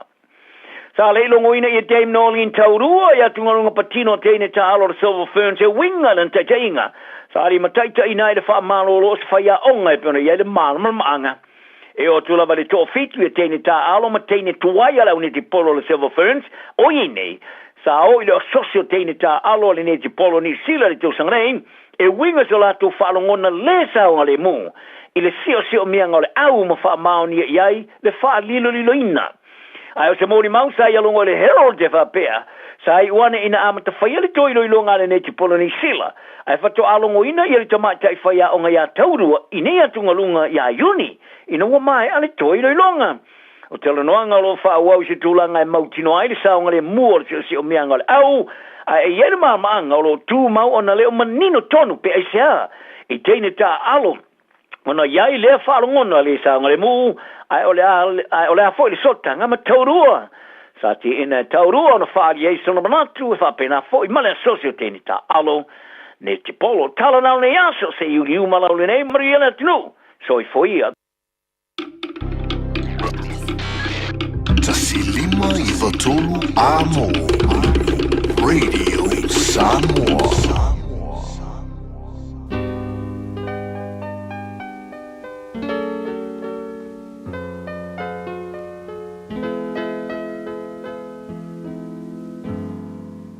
Faitauina le upo le poto no le tautua matavela linga fusi and Sons Funeral Services i Mangele ma Samoa.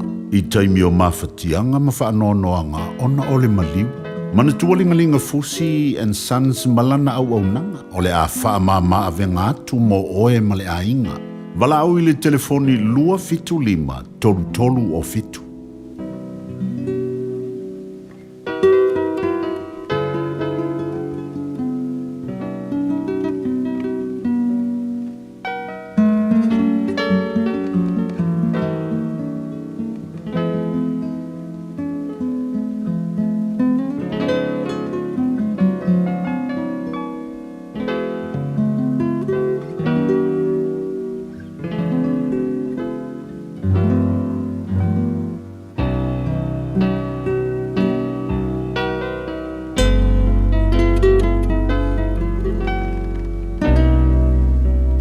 Fitu le mata upo tusio fata oto e faita wina ile upo poto ora nei taeo. Ele leisi fasi me aiwa mangu a o iai le file mu. A le angal fale utumu i manu wa fasia. A o iai le misa. E pule le au na poto ile atali i na te fatu pule maa. E failona ba enga o le tofi fatasi ma le hauso. E whai lei po tu waile a rio male o ngā umu e tunu waile auro. A o iowa, na te tofo ina loto. O le whai mele anga wa wai atu on talinga i lo ngutu le anga. O le tala pepelo e whaalongo o ia i le laulau whaiva upu pa a. O le wata wemu i le tangata mativa. E whai a ia le na whai o ia. O le o fia i le mala. E le whaasao ina o ia. O le pai e. O le pale o to ina o whanau alato whanau ia. O le whamatango fie o le whanau o lato tamaha ia. E le ono i la ngutu o le vale. O na tautala i me sili o na lei. Ai matua le ono la ngutu pepelo i le i. O le mea lofa. O le maa matango fie lea i le o iai. O mea umai whasanga iai. E manu iai. O leo o fiu so linga o le tula whono, nā te sai lia le alofa. A o leo tu e tau le mea, nā te whaatea e seina wō. Sili o nao ngongo le o inga le tangata mawhau i tae se lau le vale. Wana o le leanga e sai lia e le ua fau vale. Ai au inatu i ante i ele au na sa wā. Ia whetai ai ma le tangata se urosa wa avea lana toloa ai. A wale whetai ai ma le vale ilo na valea. O le na te tau iatu le leanga. Ele te ale leanga ilo na ainga. O le amtanga o le whitnaunga. O le tu ina tu leo le vai. O le mea lea. Ina tu o irmisa. Manu o le tuputele. O le na te ta wamio tonu atu. I le wamio leanga. Ma le o whaasala i le wamio tonu. E whaatau ino sia ila ua i ova. E iai sea le tau i le limo le vale mawai e ia le poto. A wale ai sona loto i ai. E alo fale uo i aso umalava. Ai whanau le uso wale aso vale. O le tangata wale ai sona mafo fau. Ua whetango fiola ua lima ma le tasi. Ua whai o ia mamoni i lumba o lana uo. O le ua mana o ele solinga o le tula fono. Ua mana o le misa. O le ua wha maurunga ina lona whaitatoa. Ua sa ili o ia le malaia. O le ua ia le loto whapia pi o. E le maua ia se le lei. Ma le ua wha ole lona laulau whaiva e pa uia i le leanga. O le na te whana ure vale. E whai lea mona wha anoanoanga. E le ai fo i se fia. E le tamao na ure vale.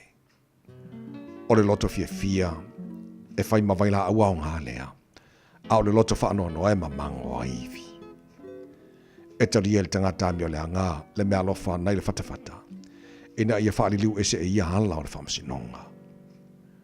Olo iai il tangata mawhau le poto. A mata le vale. Wali turu inga lalo langi ia. Ole atari valea. Ole whaatinga loto lea ilon tama. Ole wha ono foi i lena whanau mai o ia. E le ona whaasala i le wamea tonu. E le foi ona fasi i ali i ona le hameo sao. Ole wa yele poto. E tau fia e ia na upu. Ole wanga manu foi. Ole tangata whautauta lea. O le vale lava a whaalolongo o ia, whātangata o ia o tangata poto. O le o poponi o na laungutu, whātangata o le tangata ma whauwhau ia. Ua awina atu le upu o le poto i le nei aso o no le langolango mai a linga Fusi and Sons Funeral Services. Ua mawhai o na tu whātasia o au nanga tāla whea ngai i ni tautau ngō fia tele. E fsosoni atu ai, a o whea ngai oe ma le popole ma le whememea. E mori whātasia atu ai ma wha mai senga, ma wha mawhana whananga mai a linga Fusi and Sons mo a inga uma o Samoa ua whea le maliu ma le oti. Malau mai loa i a linga Philip Fusi linga. To ia whaapō linga, to ngia si ulavea, pe susu mai i le luas fulvalu Canning Crescent i Mangele.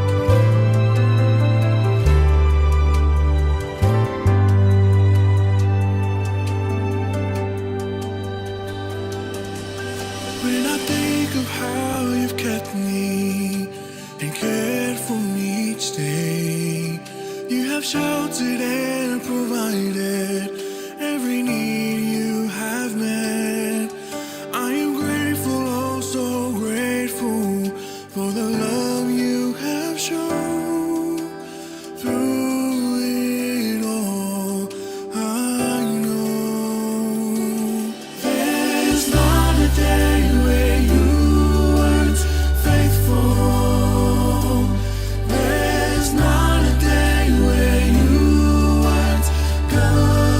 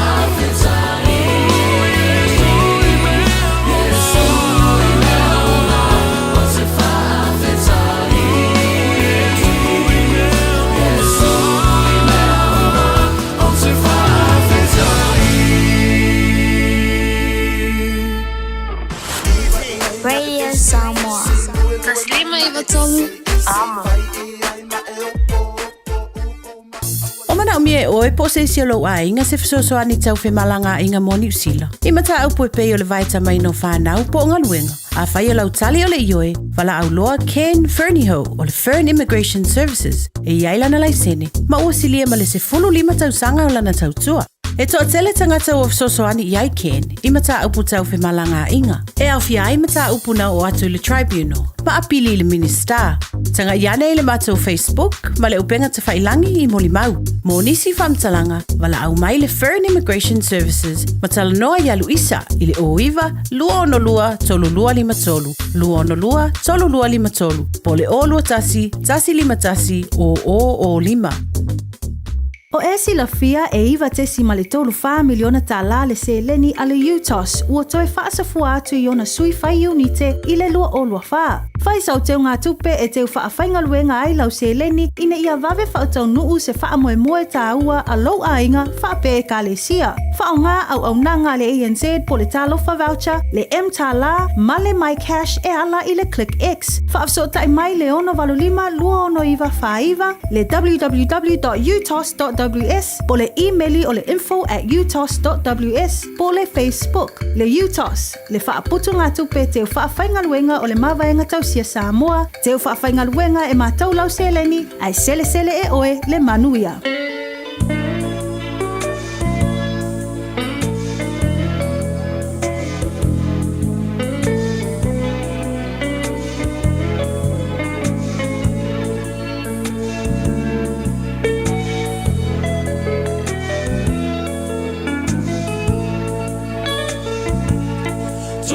Manatu nai tua walango mau mai tiesa salutia mai le tele o whaingata na lamba tia o la toa na fasia talu le alofa ia Samoa awane I to e polonga na valo ia e le malo e tali ilangi o le au tufia loi mata o le tangi pei o le malai tia fau le sulufa inga o le polonga ua sisia e ai le fua o le sa o lo tonga o le tasa ua sao na ole to fama mau awa Samoa moa taia o a fai e fesoa ina o aina te la vera ina o se tau tai e na tusi ai o talima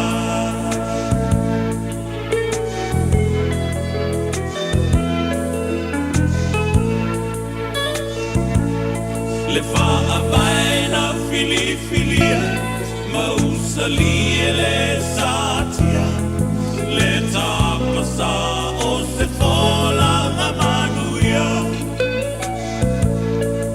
a se mai ai o ai tata zulu ai musu ele polonga ne itoe o mai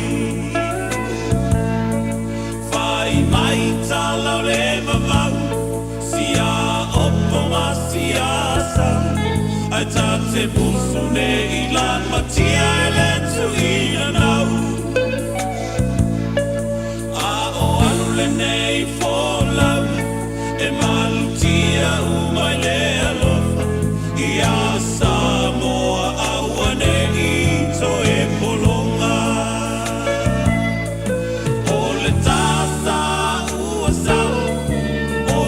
ole to fama mau awa Samoa moa taia o a fai e fesoa ina o aina te la vea ina o se tau tai e ana tusi ai o talima o le tasa ua sao ona ole to fama mau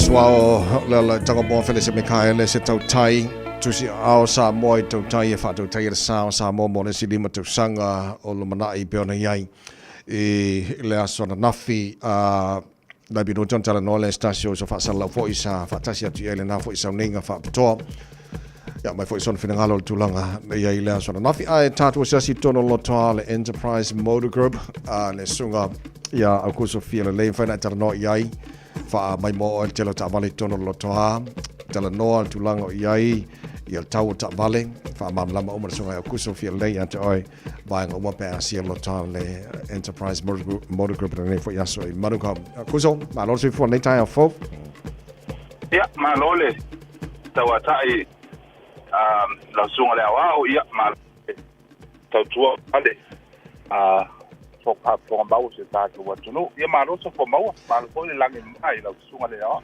ma lo fa te tele mo le time nei tai au ele le matu le no a mai po la tu lango ie le tele o tatu ta vale no pasia tu le falta vale la sona nafi o ka four wheel drives o so se kwanga ka vale io lo mo mo tolo lo tra matu la no fa mo le kuso fa tai mo ma to wa no fa tai fo ta to le tio mo le ngal wenga fe fai pe wa la vale fa la wi fo I mafailo ia tulanga tau tua vai tato Enterprise nei manukau ia le saunoanga I la sunga o lo tele mano no ia tato ta vale o lo fa tofo I nei masina ia mai se lava mo e fa mama avenga mo na tato ainga ia I tulanga le tantafo I ma le tau le soifuanga ia pe lala na o lo fa pisia ia ma tofo ia o nanga ia ono telefo leo ta vale lalo pulu afe ia pe ole o tulanga na lo le file to telo sa to watunu ia o le ngata ina mo le sa ia e fa fa mo fie fo I tulanga pe meni ia mata tu tai lima sulta la il vai aso ia pai ono so so ne fo ina ta to wainga ia fa pe lo I lungo le ta o le market nei fo I masina ia lo telemano no e ta to ta vale pa u fa pitoa ia awala vale mama venga te tato watuno afa peo o lo telemano no e tato ta vale ia tuinga po ia o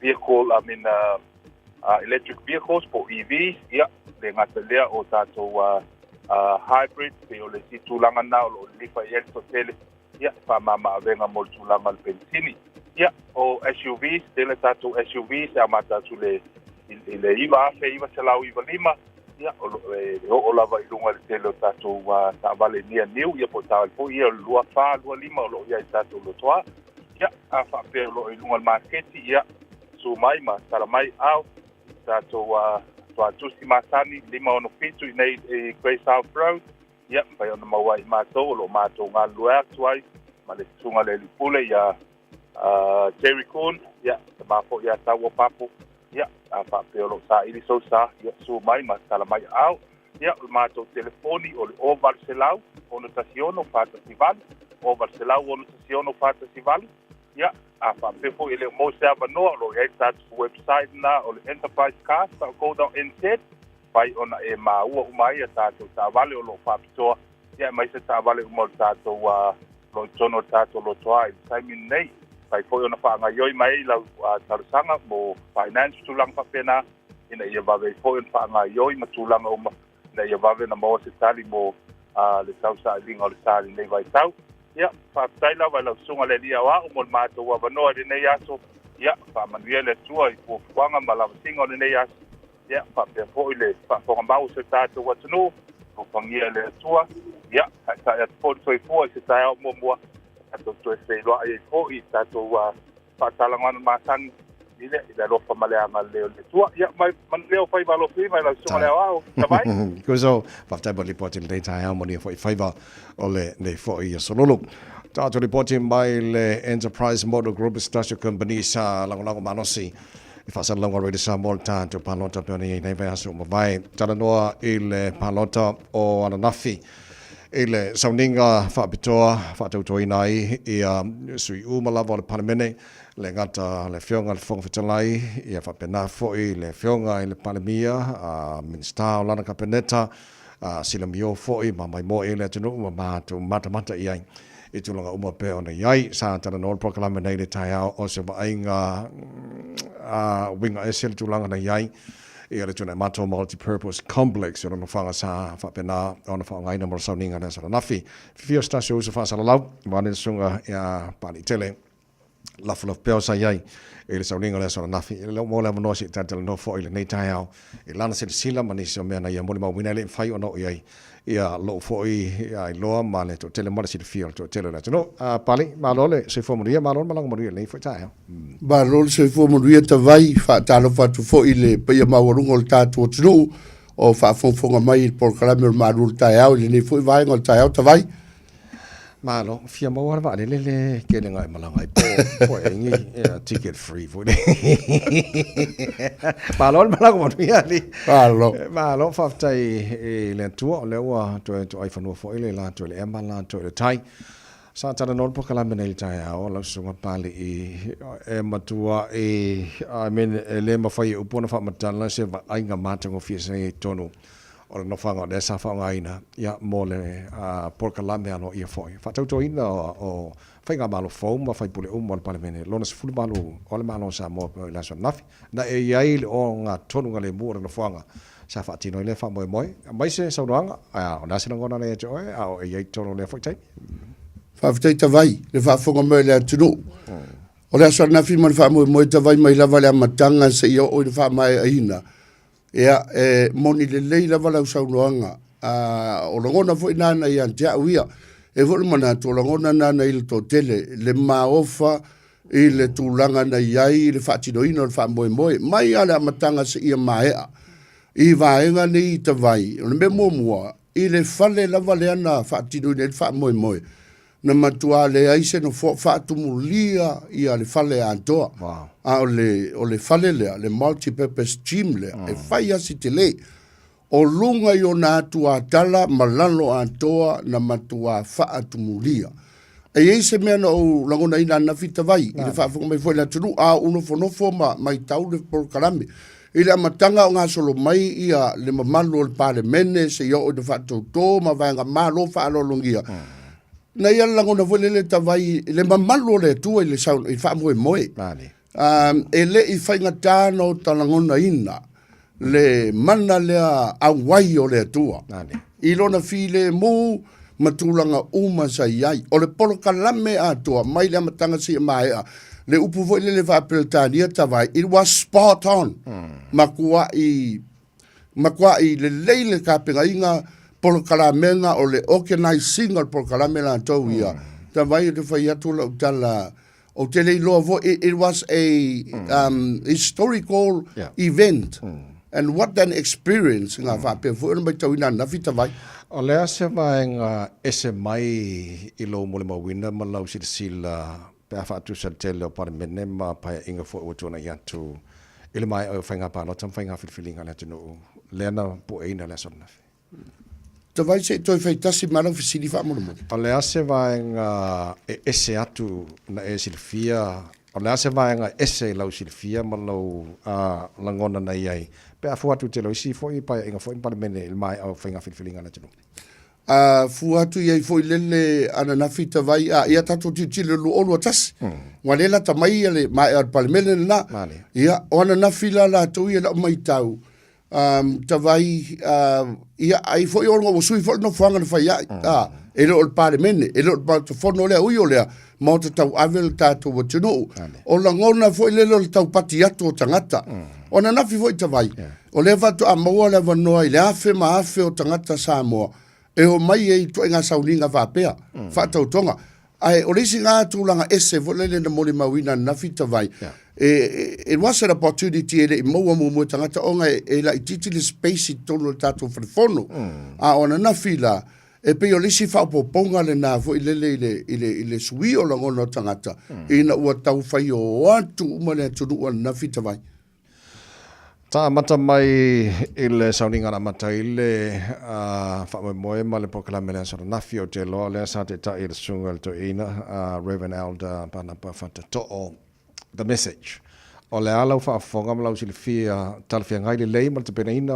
o le fia ngal palimia ma fenga ma no fou tu le mai a fuata vai i le tele o dei fo i le loa le tele o vesinga a tu le mai ia ma tele fo o tala lafo ma me o ma fa pena ida o mai venga palota o le fe au ale sugar fa fenga nga o te mana tu ia o se vaenga taua vaenga tala fea ngai o le fe au fa le nganga i la wa tu matai fa ngalo lo me utona e mai le lo fa le tua fa wai le malo fo le o fa tu le mai o le lo fa le tu le fa i tu au o ti lo va per fast o ti lo va per o lo tu le mai fast o le avanoa fast HRPP o tuto tasi o mai fa tasi i le lo fa le tua fa wai le malo i la ngona malama la ngona manino i ma fa le lei e atia e sa mo lumana o le sanoanga le whianga na pandemia, le sunga o le male toa, le watea, pona te vau Fosse Schmidt. E le vainga tāwana o maua lana sanoanga ina o whai o whilinga ia na te talo ai i le tua. Ta mata mai i whiwhilinga fo i o le whainga malo fo iai, le fonga o le maonta, le fonga whetalai, ma le sui fonga whetalai. Tu ia la le whionga le fonga whetalai o le sa sui fonga whetalai le pai inga o mai atu nei. Suinga fōle na i nei lau titi lantu afa masanga le one matu masame. O te love tātou tō fia lea o se sui tina tamaitai. Tau mai le whionga whea lau pepe tau papa whaimala. Ole temi mua lea. Tanu mai le whionga lau pepe tawai le whilinga lea. O le uso so o fau. Mana tua foi le whionga ia leo pepe fai mala lea sa sui fofita. E mai le tu malo lava lea. A le foi lau tu lai mai nei foi af masanga la to le tu malo lea. Ia le foi ua se tofinga le lei i la hotel tonunga e ui e fou le whionga ia af masanga tu lau. I le tofinga sui fong fetalai. Ai wo o tau wawa ia tu le ata le fatu le mai le ta il malo pale mi o fili le sunga lau le mali to. Tau fai fa au nga uma le tu pa o tane se tu lo ma le tu pa o tina le equity fo le centa equity le e folinga mai o le moron nga le fa nga mai le fionga le pale mi fili. Ala maua le tana longa nei time le whianga ngal mana sui o tanto radio Samoa pia o fai pule tama tai uma lava le fast o le ua mau tu finga uma ele ngatala pe o le whianga la famasanga e le sui fonga fetalai e fa pena fo ia minister ma sui minister cabinet io sila tavai ile to finga le sui palemia le fega toi lupe so ile afa mo no fo inga ia ona fa awaula ia le ile afa lo no ele suga ya mulpola le ana rosa o le tula mai foi ana rosa la to ia ile foi to finga o se matua fa amati e foi la ia le ile tu pautina na filfilia mo ana rosa tulanga le ile minsta o tupe ile no fo inga ale fionga sa fa pito a tula mai le fionga ya fieme e vem pale mia uyo le tatu lo uma ele im fa fa awa wina le mai ai o le na fo ino fo inga le la o to fa tula mai la auri ele ngata la o to ave iai le minsta o tupe a le la uto fa tu fa mati i le sui pale mia o se o le lua i le o tama ita i lo tel tonunga na mua i na wo fidifidi e sunga tira e pasa i lele le fionga sa fa pito e vea mona sui pale mia a le la ua lua nei i o le se senga la tavai a si tira fo ia o le vanga lue mai sunga ia tira e pa ma a le fionga sa fa pito fa to a fidifidi le o le fionga ia fie me a le fa tatu le mai la uli a le o fidifidi ia le sunga ana rosa o se tūlanga le lei mi le vaaya le atunu ai mai se le vaaya atu le Commonwealth male la lolangi i le whaonga ino ta mai ta na o le wai sau noi sui pale mia e lua na tala noa po kala me maru nei a le tai au nei le tai au o whainga i alen whai New Zealand whainga malo fōlento le American Coalition Government le National Act Male New Zealand First e lua sui pale mia wa wasamana ina vele si term mua le afo le tolto sanga David Seymour te lo leo ngatasi matula fono mai ingal parlemene New Zealand lanto I think mo tatou Samoa taimi mo o lo sui parlemia ale na maua le sauna ngale fio ngal parlemia sunga la oli male to nei le taiao o lo ta pena se vai ngal tula fono ina ialo ia itono parlemene Samoa le tula ala lo Silvia. O te lei lo to finga pe foi le fatu la foloina. Po ia la tu la fono ele o ia la mala malamba pe mfai o filia ni lua pale mia e pena ona ia nei. Ai tasi le me lo te lo te vai. A fa pe le o iai e mafai langa te pena tu la fono. A wa le fa wa mai le vanga mo lona winga a pa sir tu la fono. Ele mai ala vale tu la mai. O le afa mo lona winga la e ono mfai. Ona faila wala le wai nei. Ala so Silvia pale to finga ia wala nga to fo ile saunga le fionga le pandemia o feelinga ia na te tano ile tu ala so Silvia ile I to finga o minsta no.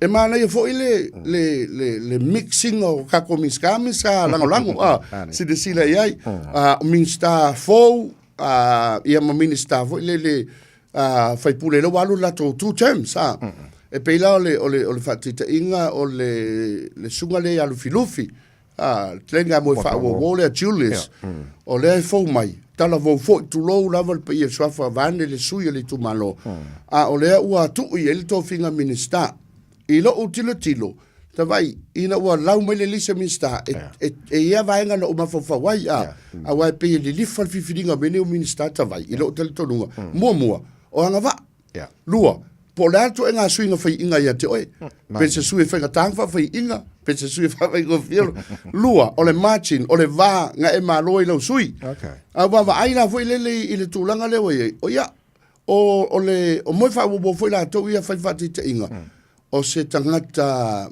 wa yai umanga va e ui si la tangata pe tala vol so I fuala fionga fai pule ai o fa anga va aina ile tua tu mai lisi fo I minista fo le ya tala le paunga na mate uma tangata e tasi lea suia fai pule uanga va ile to finga o le minista tupe ui o lea e ese fo le vaenga le ave ai tupe maua le ave ai le finga ya tu mai la I portfolio te tele ia le o to fia ai ia to lupe ana rosa ma le tele mtanga wenga le lalo le va inga le finga ile minista pare mia sunga la uri mane to no mana tu le wa ia mana ia le fitutunga inga o minista na ia ilo ule tilo au ile to finga pena ia no manatu mo se minista vo le telenga ile ngwa matu ya ali sa tilo moa ia ui o lea manatu vo nisi ona pe wa ave fa mo tu langa so fu maloloina na manatu nisi o le minista o so fu maloloina o le mo e ayono awa o ia o langa ia lea specialty o langa ia le field ui o lea o leo ave ele minista o on ai sida fifo tavai na tula I mai fo I ele fionga ia ai ono aleki e ke Roma e ave ma fa ulu o tatu universite lona winga o la ia fo yanga va na ia fo to mai e ma fa ai o na ia va ai le tule ai le tu uai lana fa tu le minista so fu maloloina e fa so ia lona I lo o le tulanga le lo te vai feelinga tsunga la de male toa o le malo fa fatasi tavai e uia wa vatu lo mtanga ruenga te vai ai e fa fatasi e fa nga ai le to fa fitu tu nai a minista umalava e se feeling minista kabineta ma minista lango na fate ai o pe na expectinga o tu langa le ia na fate ia o le minista o famsinonga yo le telega afisolai ia ele na malai na fo le ala nasa mai le fo ita mari vai ane le finga le di fai pule no manatu le ile matanga luenga le e se fo le tangata no tilo ia ile minsta matanga luenga o le tulanga le famsilonga ai te o fili mai ele telega ia fesolai ia e se fo le sila la audio male to ia e se vai atu fa fo tatou e se fo le sila la audio male to le se fo la tangata o te inga ua fili mai langa mtanga luenga o le telenga ia va au se fo malo e ve ma se fo malo loina voi lea ia tato iloa voi lele ia wa ia ma manatu fa tangata peila o le fionga ia ai ono sa taunga tu I awa te le longa se le fia mlonga iloa ia manga va ele ta maula loina le telenga ia va au a le tato ilo umalava o le fio ale fionga ia ai ono ui o le pe ana o fai atu e te minista ile manatu le ma pe atu di tuli sa noanga ale sunga laudia male to e te minista a o le va ai fautili Sa le. Okay, o le si feeling ale sona nafia le na failo foi o le commission parlamente. O le te lo i le whenga le whanga whetalai, sui whanga whetalai, o lai ia le te tai o le malo, le whenga le palamio, o lai ia le te tai o le tuangai, o lai ia le whenga le sawhapito, o le alu silfia i le feeling. O se matua feeling ata mai, salo feeling le whenga le whanga whetalai. O i leu tātou wawa ai, le ata le whata oto mai, pe ana whai atu, o le Samoa o se Samoa le fast, o le Samoa le Samoa ale tapipi, o le Samoa a le palemene atoa, e ui ale ese vanga wha upu whai, a le whaunga le malo Samoa, tuto tasi, Samoa manuia lumana, e o mai whatasi, ua au mai le whangwetalai, le sunga ia tui le epa, a watu ma le whionga i le sau whapito, i to tono o le sau whainga lea, ua te tau ma le lei lo te tonunga. Ona, a sila inisi o lai te lele lo loto ma le tō whā, o lo iai le tō mai le te ingo le atunu, sa ili atu i le epa. Sa ili atu i le epa o la o ta oto ia i nale ato pona pona, a mo mia le fautuanga, o le sul sunga atu i le epa, lava alo na sila fia, i le te ingo le atunu, a tilo fo ia fia me, o tato lo fo, e se a fo, tulo, e se a fo le fato lo tolo le fionga i sa fa pito ia, i langa fo i tō fa, ia e sa ili ia le tō fa i tu tonu, o se feelinga ta mai ta vai lo tele tonunga, a fai o le sini lea, po o le mautau avel whangwetalai, ia manuia, so longa le lei pare mene, ua mana ia langa tō whinga rau fai. Okay, la sunga pa le le na maua na maua taimi fa mawai le ia le whenga le sa whapito pale mea le malo tausina ia ma whaululunga o mtanga wenga te tasi o le winga o le fisiri le tau watu o le tapena ina o la tau nei wa la tau nei roa la wha mo i le whenga le pale mea ma le whainga malo ina ia on board tangata uma ia ngā lulue whaatasi on the same note one song ma tangata uma and unity ngā lulue whaatasi o le manuela sa mo mulumana ia o ina ta vai te tauna te pēr manatu lea o manatu whapito. E le te tau na manatu sui lango uma vanga whaupu vai whapea a meo sa whapito ea ma. Tore matai sa unuanga le whionga sa whapito. O le teitai le lei. E na te ave whautuanga le lei. I lona au a inga. Po oi le sao le atula i mai. O la ia tautua le sao. O e tautua. O umalo teimi o e tautua le lei le sao. Ia manuia le a inga. E le manuia le sao. E mo ia o le tautua inga ia le lei le teita inga le sao. A le mele a vele tulu matai o whautuanga. Ia manuia ai whapere mena ta pena le whionga sa whapito. E toro pulau. O te whawhiteia. I le o ngātu tonu o nei mau vevesinga e iai. A lea ua whaai fo lava le taulo mea le sauruanga le whionga mai tai pale mia. Fautua ina la whenga ruenga le malo o mai la ia ina o. O ai lava le la tula i mai ia e vema te tai o i lango. Whapea fwere sauruanga le whionga ia i lena ve minister o sui fua maloloina. Ia Valasi. Na matua i tautino e Valasi i la whenga ruenga tūr whai te tala. O mai o i lango le whenga ma. O te tai le leinga ta vai. La tau te fautua me le lei eila tunu. Malo, whaptaina sunga pali tele mantango whiene vaenga ia ta whai o le tūlanga le o le alo si le fia e tele portfolios po matanga ruenga o le ilalo le vaenga le whionga le li palmia sunga la o le male toa matanga ruenga le o leo o le alo si le fia talwheunga le lei lango tasida matanga ruenga le te le ia fo whamtalanga le atunu i le paia inga o mawai atu nei talwheunga le lei le matanga ruenga e lalo le whionga le vaenga le whionga le palmia o le matanga ruenga le o leo stasio mga tanga ruenga te le e mo le sanga le mu o le atunu u atoa I lo tel tununga na I lalo va inga le whionga I le pale mia ua te tau ma ono mea na I lalo fo I o le sunga ya tuila epa o vem pale mia ona mauti noa o le mtanga ruenga le te tau na va I le lei a wā le malu pui pui a marisanga le mua le tunu e le ngate tangata anu o Samoa a o le vai fafo fo lona wingala o le lei ta vai o la I langona fo I le tangata whapea I wha au ngai le whionga le li pale mia lona tula I mai ina ia taui masui ai ia pe na nai fo inisio whainga o lo a fia ia o tūlanga ia whainga maro le leima tai le tula I mai o te tali tonu e le whaonga ina le sunga pare mia mai talo sia foi ai ona ia whaonga ina a wanoa ia tino mai mea ia ai ia whaonga te tau lole a wanoa lea e matua I to ta pena le iai le matanga ruenga mo Lisi tau sanga o lumana i mai e mau tinoa o lo so solo la to nga luenga i lunga o whainga wha vai o le matanga luenga. Malo, lo songa pali tele, malo fa te tele, fa so fo lo fina ngalo nei tulanga, mal tulanga e fa sa ninga la so na fina e fa se tua isa mo, ea, e se vanga tawo te fia sa no e fa monta. E le ai se o te vai o mai ngai, o le au ke o le alu lo ma fo sa mo. E lua mea ta vai e se manga yanga ngafi. O lo talangona ina ma malu o le tu. O le teiminga tu la i ila au le fanan tau tinonga. Na ngonga umor fali. Ai te vai ma malu o le tu i. Te ke vai luma nga vale au tafa. Nga ta ngisi le tunu. O le langona ma lia na fita vai. Sa no mai le fonga fitala ila fo inga fatu. Ya. Oye, awe ia sa ngoma le yoe. E manga tuala. O le lafo le pale mene. Ai kali umana tunu. Wa pale menge umana. Wa pale menge umana. Wa maula kala vaso piko nga vita vai. Wa fai pule umata ngata. E tuai ya kule yoe le pale menge. Awa yoe uma mai lunga ma. Wa yoe uma mai tanga. O tu malia ngana na fita vai. E te tau voi ma koe kilo i ai. I isi whatau toka lumanai. Ui o lea tawai.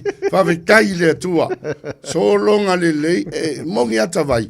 O wewe singa i upu matala. I lea tunu. O social media matulanga whapea. A o lo o tapu a o ina. O lo i a lofia a o lea tua Samoa.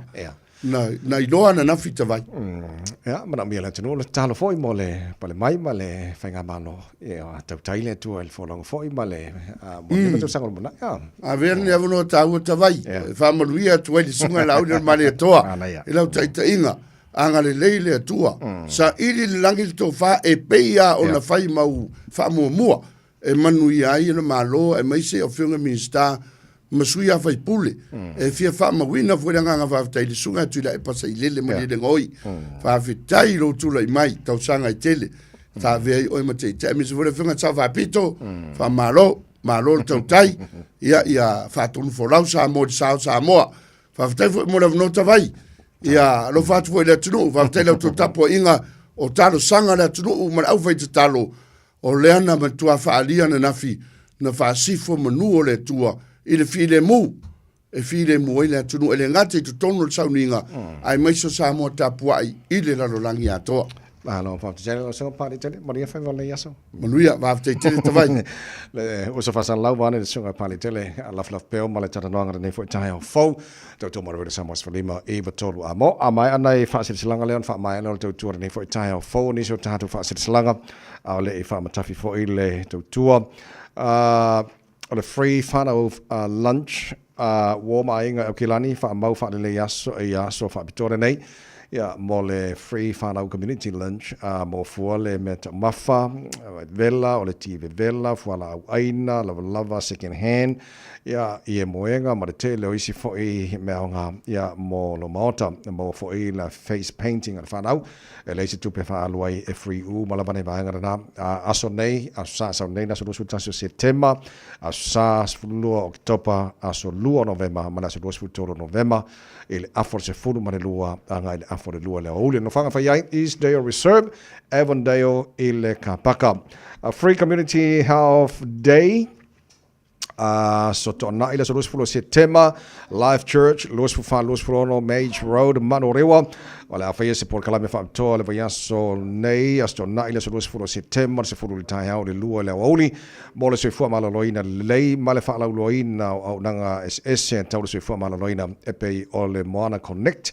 Pacifica Health, the Fono, Langiola Services, Pacific Home Care, ia mai si foi o nanga e fai on fai siaki, fa tu si mai, fa pe foi, ia mai workshops moni fa la ulo o nanga o le tongfitingo tu ainga ngasi ese ia mfam talanga I vaenga tau menu pause vaenga o le mai fatu ia po ngungu ia mai se fo I ngasi o le kidney fatu ngao kanesa siaki ia tau loa nifo po dental health ia tuipui pui mai si au nanga ele se tongi talia so se tasi ia mo spot prices ia manisho ta mafa ia mai se face painting salfana tarsia ta tu felo yai ile lofa o le tua ia male cheesecake shop lau fale keke whaamali loto, a maua so se flavor, ia mo so se whaamoe tanga i ane loa, e leo penga te whailangi,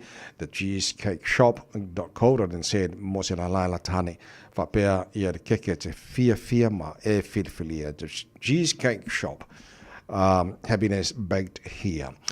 Nisi nao tātou whasilasilanga nei fwoi tai au fau o le taurunga fwoi na nao tautua mo oere nei fwoi tai au whafte tele lava i lau te talo mo lau tapo ingara nei tai au Samoa mo ria tele lava nei aso o na nei tawai meni soifua pa ia manuia.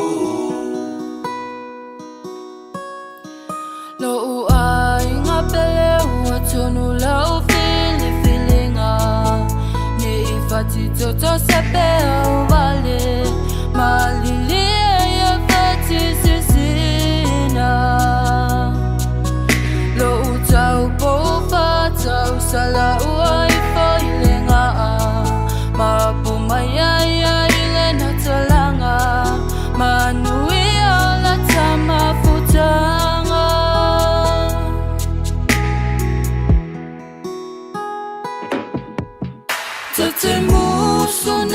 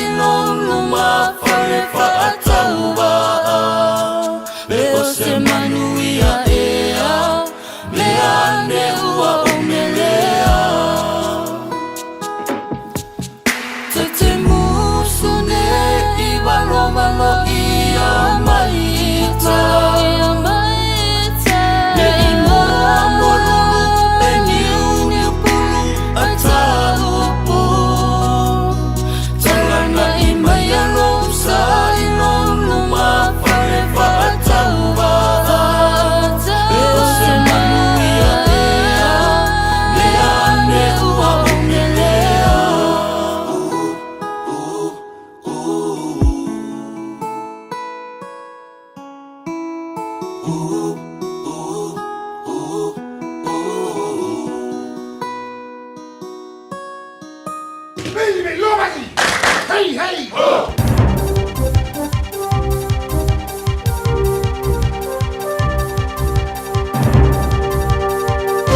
Tae Maria, o sa vainga le nei telefoon mo ni tae au mai a tero New Zealand. Le nei solulus fulfitos e tema, wa sempre lo furimo, fa funga mai am. O tau fia na maro mo ste mile tu mau ini so vai te manga fa va malo e piona mara ia ni sila nei. Ono ni fam talanga tangata ia ni fa salanga mo ai fa tu vivesi. Lai posa wanga ia mi onga fa ngari sa la tu vai tamai na mai tu no fa fo. O le tō la whono tō whaofi tō e teo vai tamanga, the Adoption Amendment Bill, o whola sia I lalo tō urumanga whananate. O la tauwhi ai vai tamanga I tunu I whafo e reisi saunga le mū, e peo nā lo I lalo ni ngā sesenga o si teni, ma whemalanga I ngāni sila. E se mata aupo pitolo ta mai sa whasala lawina, o si teini titi sa vai tamamai sa ave ele visa no whailona ainga fōu I ni sila. E ulava o le ainga sa suisuina leo leo, I le fela awa ia whasau tula whono tangata po le people trafficking. Sa maua e tangata whaingaruanga whapitoa mo ainga po social workers, ma suia o fisa I ni mta uponi tamaiti sa whapolonga ina I le whaione whea au te tono ainga. I ainga sa whaia mai, ni vai tamanga, e lato te aveina tu tongi mai I tupolanga televon. Ma mātua e lato te vai tamaina mai tamaiti e o tulava I le taitoa se fulu. I suenga na mta ngaruanga o business ma ngaruanga sa ta wai. O te maiti matupulanga maru tu euru whare mai New Zealand I vai tamanga I le moni. E maurunga te tūlanga I lamatia I sa wanga I amionga whaungali. Whapolonga ina e whaia whiau. Ma te ute tono ainga. Whapemali poti sa wanga pa ikino. Whatala le iai, ma vau ia mai le awa I ao onga. Ini whamatalanga sa tu ina atu I minista sa lapata iai le lau tele o le whawhitauli. Ma fianga mo I lato e whaingofie o na whavalea e o iai. O se tasi o mata apu sa taula ia lele Jody Sila, o se teina tala mo e nā sumal tōtou sanga sa ia longo le mata ngaruenga o tamaiti. Sa tau sia o ia wapeo se polonga ma se tei whau. I le tosu malilimo manua, I lona tino. O mātua sa la vai tama ina mai sa whasaleina I sa wanga, ma whasala I le whatapui, a e le whasaleina I le whela ua ia whasotu la whono o tamaiti. I le whorofaleina o le swinga, sa whaari ai le tamaitai minista alongolango o whamasnonga Nicole McKee. O whamasnonga I tunu I whafo I ruina vai tamanga mai se ainga New Zealand nei. I le masa ni ana sao fia ni whamaumongo so ringa tula whono o mātua, ai po whamaumonga mo puipuingo tamaiti New Zealand nei. Ma ia whai ai se whati te inga ia Joseph Aunga Matamata. Le sa whasala e sutas tau sanga e whatipui le luafe malelu se fulu. Sa iai ni ona whasalanga mo mua e whatu bevesi, Ili teimi sa ia vai tama mai ei tamaiti to tonu mai sa moa. Lea sa ia ave I tuare tamaiti te sfuluro te usanga ma lea onga. Ma whaatanga whainga, ma whaalafi I ana whainga ino na whaalia. O ia toi whaafo I atu lea tamaiti ti le tunu. E whai tau sanga o whaima loka lea tamaiti ti mwhaapolonga I whea e whai le whale. Ave whaafai ngaruenga le whaatoanga toi masani o na le whai e entong fitinga whaafo mai. O isi tamai te tōlua sa susura e se ina o whee e lunga le pā maulunga e si o mea le whale I le vai ruanga o le pō. E si lia ma le whāsful pasene o tangata sa pālota ua manatu e re tau ia New Zealand o nā mara ia se stete whaavaina o tangata Palestina. E pio na mawai I le whaaringo langona muni nei a le le tio New Zealand le Radio New Zealand Read Research. O le asionga fua sa whaiai se whai unga le kāpeneta I fōfuanga whāsua mālo I se tūlanga o tuwai o winga I se stete, ai o lo nofo pōngi sa pēra tuno po o lea whaai unga. O le whaaringa o lo ngona muni nei sa sue ai le whaalo ngona o tangata I le amara I o se stete, ma le taliato le malo I le tawai gasa, I se whaalo ngona lau tele. Sa whesiringi ai le awhi o tangata pālota, pēra tau ia New Zealand o nā amara I o se stete o Palestina. Ma whailo ai o le whasfulurua te si mali 5% sa alato I o ina. Lufururua te si mali 10% sa talia le ai. Tosu malirima te samar whapasene sa whalia, e la tau te le iloina. O whaeloa ai fo I le wharingola ngona o le tosu tas te samar te spasene wa la tau whalia. O se tūlanga le ile sao, tosu tas pasene la tau te le iloina, ma le se fulu te samar lua pasene sa la tau whalia. E te taune malo o na tele atu, se langola ngoina o Israelu. E te samar le ruas furu afe tangate sa wavali le taulanga o kilari le stonai, e tapa ai le malo e ati le whaia ni whasalanga ia Israelu. O le whaiunga na malo New Zealand i le mata upo le forfolaina i Minster o le vai whafo New Zealand wa wasa mana o Winston Peters i New York i le vas fōu i le tua fianga o malo fatasi. O whiriwhilia le malo e se kulupa e toa valu mo le o foina fautuanga e tusai ma fautuanga mai le soenga. A le komisa le malo i sa wanga le malo ma e ka le sia po le Abuse in Care Royal Commission of Inquiry. O le kulupa le ata ia e alana ruakere. Leo lo avea mata iulu o le no whanga o le tuiora. Le ofisa maoni mo tautua i soifu maloloina ma tautua lau tele le i tulangi o Taranaki. O isi sui o le kulupo lo a fiai ma le tina le fionga ia mo a Pulu Francis Tangaloa. Le sa wha tia mai sa wanga le tautua le kare si kakoliko. O ia le lua i tangata sa wha tia mai sa wanga i ngā mionga wha unari au lai tiki. Sa whaia i ese whelela e fito a fitu an tausanga. Sa whaia no moni mau i le iloilonga le komisi le tautua le kare si kakoliko. Ma au nai le kulupo langolango tangata sa wha tia tangata te mamai al komisi the Survivor Advocacy Group of Experts. O le tamatai minista ngafa maritalia le malo inesio suenga Erica Stanford sa i ta ua. O le kulupu e vaenga o le tele o le mana malama. E au fiaim tangata sa whaolatia mai sa wanga matangata lango. O iso le toa varu i le kulupu e au fiai David Crichton sa a fia foi i sa wanga ma le mōtu sio so tanga malananga nuu. Valerie Tan, le forma i motonga fitingo mafofau, Gary Williams, sa whaolatia mai fo i sa wanga, Paul Gibson, sa avema komisina le komisio e su e malo, ma le urai komisina moa i ara tau o tangata e ia a fianga tu mau. Helen Leahy, le ofisa sili mo le ofisa le komisa le whanau ora i le motu i sauti. Melinda Surti, le ofisa sili le ofisa tau si ainga Caring Families Aotearoa. O tangaroa ua vea foi masoa te te fono le fono fatonu o whaalo ngono tangata sa whaolotia po le Survivor Experiences Board. Ia taro talonga o le tamaitai a Mirarangi Paul o tapai nātu nei i laura kapia le Black Ferns a New Zealand suia Amy Duplessis. Au tapai nātu mo le talonga o le semi-final makana te le taparasangari po le Rorangi i Bristol i Engilani. Duplessis sa wha manualia le to au i le talonga mua ma se pania ma ua le mawhaiona tue wha wana taalo. O lona tu muri ese ma manua wa fiai longo i polotu le mapu atai i Silver Brunt ma Teresa Stefano. Wa tu uai na o Stacey Waka le tamata i whaapitoa le tulanga o ngāra tonu o le leini tua. Ai o Paul em whauna taalo i tulanga ese le leini tua o le sosani e tautu ma iere whaafitauli o Stefano. Sa le pasi le whaapasengana o nolu sa whaia le talonga ma Afrika Sauti ara sa.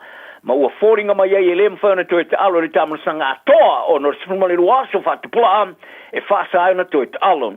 Ai o Brunt sa afia ia unga murimuriane mai le whaalua na te alo naulu le tamarasanga i le ipo le taimi o le tamarasanga le talonga murimuri o le lato pulu ma ailani.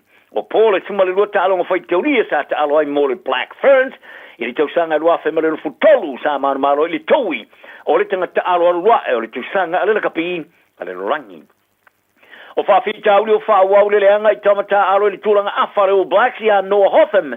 O le ema whaiona tue te alo le tamarasanga whawau malo le Rugby Championship o no le ngawura no vai. Sa taere po na iwi le titi o le vai Hotman, po le Thibola, ai whato a iwa minuti o le tālonga Mawhika Sauti le stona i Wellingtone. O se i tū le marui o le manu o Hothman, o lana tālonga mua fo i le o tue te liwa i le malai na wa a whialan te puvai le tālonga le o Blacks ma wharani a you lai. Sa mawhoi ona i emisia i whasalonga i tolu mua le tamarasanga le Rugby Championship.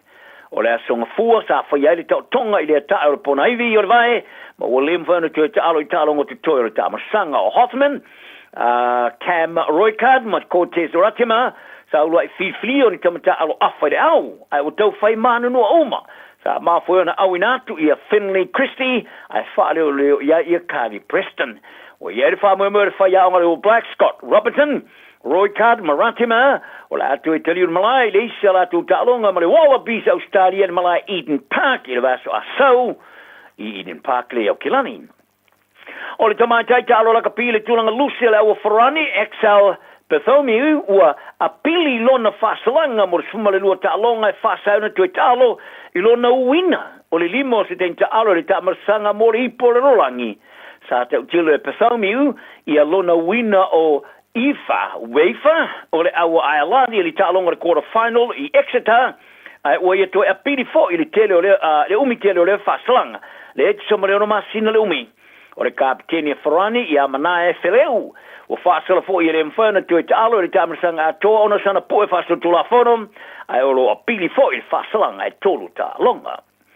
Sa leilongo ina ia Dame Nolin taurua, ia tungalunga patino teine ta'alo le Silver Ferns e winga lan taitainga. Sa ari mataita ina i le wha malolo se whaia onga e puna ia le malama maanga. E o tula vale tō fitu e teine ta'alo ma teine tuaia lau ne te polo le Silver Ferns, o nei. Sa o ile o sosio teine ta'alo le ne te polo ni sila le tō sangrei, e winga se lato whaalongona le saonga le mo. I le sio mianga le au ma wha maonia iai, le wha lilo ina. Ai o se mori mausa ia longo le Herald te whapea, sa i wane ina amata whaia le toi loilonga le ne te polo ni sila. Ai whato alongo ina ia le tamata I whaia o ngai a taurua, I nei atunga lunga ia uni, ina ua mai ale toi loilonga. O te lanoanga lo wha wau se tūlanga e mautino ai le saonga le mua se o mianga le au, ai e ele maanga o lo tū mau o na leo manino tonu pe ai sea, I teine tā alo, ona iai lea whaalongona le saonga le mu, ai ole a foi le sota ngama taurua. Sa ti ina taurua ona whaari ei sona manatu e whapena foi male asosio teni ta alo ne te polo tala nao ne aso se iuri umalau le nei mariana tinu. So I foi ia. Na alo fa Samoa. Wa ule nei o kasu ti alu. A wale suia le ngila ua le kio. A eva mai ina se fudu lima iwa kolu. A mo. Radio Samoa. Bevela a. Let's change the dance floor. Countdown. 5, 4, 3, 2, 1. It's gonna be some stuff you're gonna see that's gonna make it hard to smile in the future. Oh yeah! In the mix, but we had one more important sound we wanted you to hear.